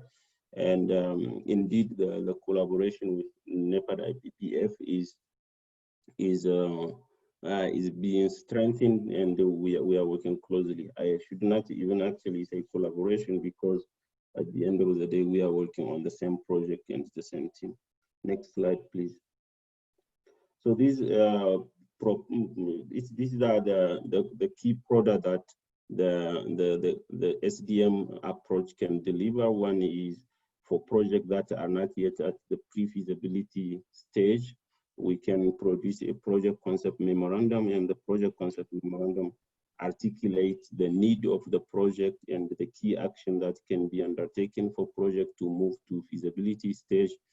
And once there is still some challenges to the feasibility stage, like defining even the term of reference for the feasibility, or updating the feasibility, or reviewing the feasibility, or supporting the establishment of the project management unit, etc. Once that one is done, we can contribute to the development of a project information memo. And if it's with that project information memorandum that we can approach special entities like NEPAD IPPF with the project for further support. Next slide, please. Next, please. Yes, so this is a snapshot of the 10 projects that we are working on. You may notice some of the projects are presented earlier or are referred earlier. We have engaged in conversation with the project sponsor on some, and on some we are actually active. And one of the key challenge sometimes is that when the project is referred to the SDM, the level of the maturity of the project is actually even beyond the early stage, but it will appear that there is some specific activity that can be undertaken. For example, on the Lesotho Botswana water project, Centera has referred on some collaboration that we can support some way. On the Praia-Dakar Maritime Link, for the Praia-Dakar Abidjan Lagos corridor, there is some slight supporting activity that the SDM is supporting. For example, on the Numbiel multi-purpose dam, there is a pending non-objection from the 6 countries that are along the Volta River, and that non-objection is fundamental for AFDB, for example, to support the project. And we are working with the River Basin Authority to build that consensus among the countries, similarly to the other project. You will realize certainly that the core activity here is really not deeply project preparation studies. No, it's rather supporting, creating the enabling environment, setting up the institutional project framework, so that confidence can be created in the project preparation facilities or any other potential party that will be interested in funding the project. Next slide, please. Next. Yes, this slide is. Apologies for the interruption. We are running behind schedule. Yes, Kathleen, this is my last slide. Thank you. So this proposed the SDM's role in the PDAPAP to process. What we will do that once the final shortlist will be approved by the head of state, the role of the SDM is to use the quick check methodology and screen all the project and identify their need and their various stages and refer the project and that meet the PPF criteria to naturally NEPAD IPPF, and some that still need further action, we will work on them. Thank you so much.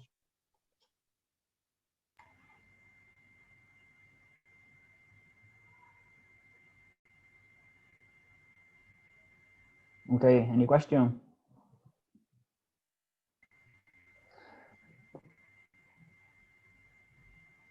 Since there are no questions. Okay, there are no hands up at this time, and there's nothing in the chat. So we will proceed to the closing session. Yes. So over to you, Chair. Mike, do you have anything to add? No. We can now proceed to the closing session, and I think it's for the Vice President to start with his closing remarks, and then yourself as a chair as to also close the meeting and any announcement that you wish to make. Okay, thank you very much, Mike, also Kathleen, for running the meeting. So I think we can close the meeting. We don't have right now a date and venue. Well, venue, I think that probably it will be again virtual. But I don't know, Mike, if you have a date for the next OC meeting. We have not put it there yet, but we will consult with the OC members. Okay. The next OC and the venue as well. So I think that Olvin has said. So thank you very much for everyone for attending. I think we have Chair. We have the VP closing remarks before the closing. Yes. Okay. Thank you. So go ahead. We'll now hand over to Mr. Solomon Quaino. Thank you, Kathleen. But Mr. Chair, I was very happy with you making the closing remarks and closing the session. But because I've enjoyed, spending the last three hours observing. Kathleen, thank you very much for a good moderating job. We just went over a little bit, but it was a very informative session. Amadou, as you'll remember, I joined on May 5th, and then on May 7th, Dr. Mayaki and Dr. Abu Zaid were already reaching out to me to have strategic discussions on PIDA, on NEPAD IPPF and everything else. And it's interesting that we've come full circle because the session today has really brought it all together for me. So thank you for the invitation, to participate. So Mr. Chair and everybody else, I'd just like to convey to you that, the African Development Bank continues to be very committed to the NEPAD IPPF. Notwithstanding COVID, as you can see, the team has done a lot of work. And I found it interesting, Mr. Chair, that you actually posed that question, to Mike. How were you able to do all this work given the COVID disruptions? But I think that demonstrates really the commitment we have to this. Regional infrastructure projects are critical. The African Continental Free Trade Agreement is supposed to come into full implementation in January next year, delayed by about 6 months. And ultimately, if that's going to be effective, regional transport connectivity especially is going to be critical. So this continues to be very important. The private sector finds it difficult to come in at a project preparation facility and for regional projects. It's more comfortable doing that for national projects.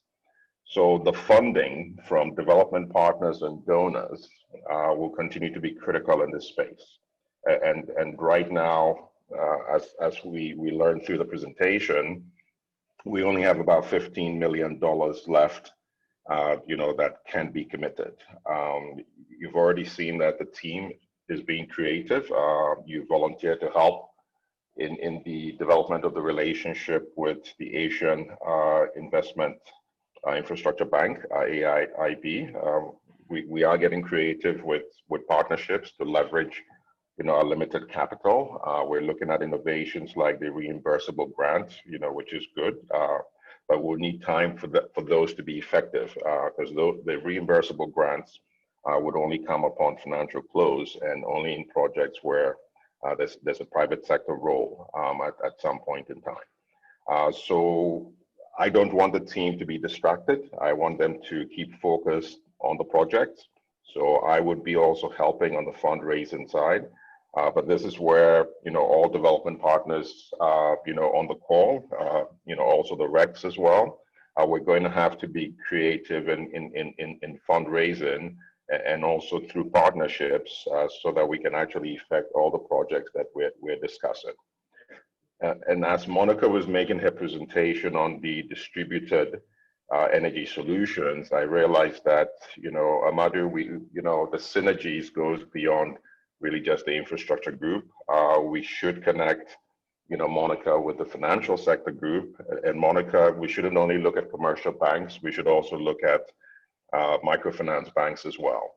So I think there's a lot of possibility. And on that note, we've had a great discussion today. So I'd like to say thank you to everyone. And back to you, Kathleen. Thank you, VP. Thank you so much for your closing remarks. And here we are at the end of this 31st Oversight Committee meeting. Would like to thank you all for taking the time to be a part. We've had approximately almost 50 participants today. Thank you again, everyone, for staying to the end of this event. A recording will be available on request. For more information, please contact us with the details that I am just sharing now with you on the page. We hope to see you soon, and further information will be shared to all members and guests who have been on this OC meeting, the 31st edition. Thank you all very much, and goodbye. Thank you. Thanks to Chair for chairing the meeting. And the Secretary will be liaising with you on the next step. Jesus, and then the Chair, Michael, as well. Thank you, Mike. Thank you, Mike. Thank you, Amadou. Thank VP. Yeah, thank you all. As well. And thanks to all participants. We keep in touch on our regular channels. Thank you. Have a nice weekend. Ciao, ciao. Yes. Thank you. Thank you, Mike. Yeah. Thank you, Kamo. Thank you all. Appreciate Great. it. All right. Bye.